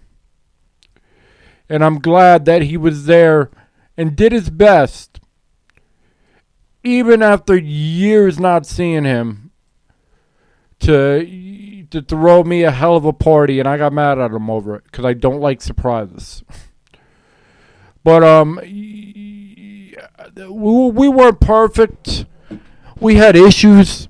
But at the end of the day, we were best friends. We were more than best friends. We're brothers. At the end of the day, you know, we each could count on each other. And I think towards the end, we both let each other down in one way or another. But, you know, it happens. But I do know, you know, while we were, you know, temporarily patching things up, he did apologize. He did say, Ray, you know, I now know how hard it is to run a station, and I give you a lot of credit. And, you know, I told him, you know, I give him a lot of credit because of all the great things he did, you know, and all the great things that he does, and all the great people that he could touch, and I'm sorry that it didn't work out. But that doesn't mean he's not a part of 2 Local Radio. He will forever be a part of 2 Local Radio. Even though, you know, he still has, you know, Fat Cat and Twism running that, as far as I'm concerned, he's still a part of 2 Local Radio. He's still going to be a part of every interview that I do, and every showcase that I do, and every band that I help. He's going to be a part of that. Because when life was, hard on me, and things were really, you're going nuts to me, even this year, he said, man, I love you. So I'm going back, and I'm saying, Lou, in spite of everything that happened, I wouldn't change one day. I wouldn't change one moment. I wouldn't change one memory. And I definitely wouldn't change 25 years. Or over 25 years as friends. All the walks, all the talks, all the parties we went to, and all the groups that we were a part of, and all the things I learned about you, and you learned about me, and how you still cared. That's what it's about. It's about the fact that you cared, and it's about the fact that I cared, and we did some dumb shit. We did some dumb shit together, and we did some dumb shit to each other. And I'm sure as hell, that's not even the right word to use, because I know damn well he's in heaven. But I mean, I'm sure as fuck that you were smiling down at me, and you were saying, Ray, you're doing a hell of a job. And I didn't mean the mean things I said. And I know you didn't mean the mean things you said. And at the end of the day, I want people to know he was a hell of a bassist. One of the best I ever knew. He was a hell of a cook. Absolutely phenomenal. I told him about the idea of, doing the cooking show, What's Cooking with Big Lou, and I'm not taking credit. I just wanted people to know him for how great of a cook he was. And I'm glad that he had the opportunity to, hook up with the master chefs and do that interview with Cutter. I'm so glad he was able to do that. I'm so glad I was able to help him in some way or some form or some fashion. And that he was able to do this show, even though it was a short period of time. That he was able to, have fun. That he was able to be, to own something. There was a lot of stupid things I did. There was a lot of stupid things I said. But he did teach me, I need to be nicer to people. I need to, not be, so selfish and not about my, about myself. Which in one case I'm not. On the case of, caring for musicians, I care for them a lot. As well as he does. And I'm not going to say did, because that would mean he's done. He's not done. He's just looking from above. And he's just looking, and smiling at everything that I'm doing with Two Local Radio, with everything that Twiz and White Piece is doing with Fat Cat Radio. He's just smiling. He's happy. He's in a better place right now. Hopefully he's hanging out with my buddy Bobby. I hope, Bobby introduced himself and maybe they're partying together. Death is hard. But at the end of the day, it's not about goodbye. It's about, I'll see you later.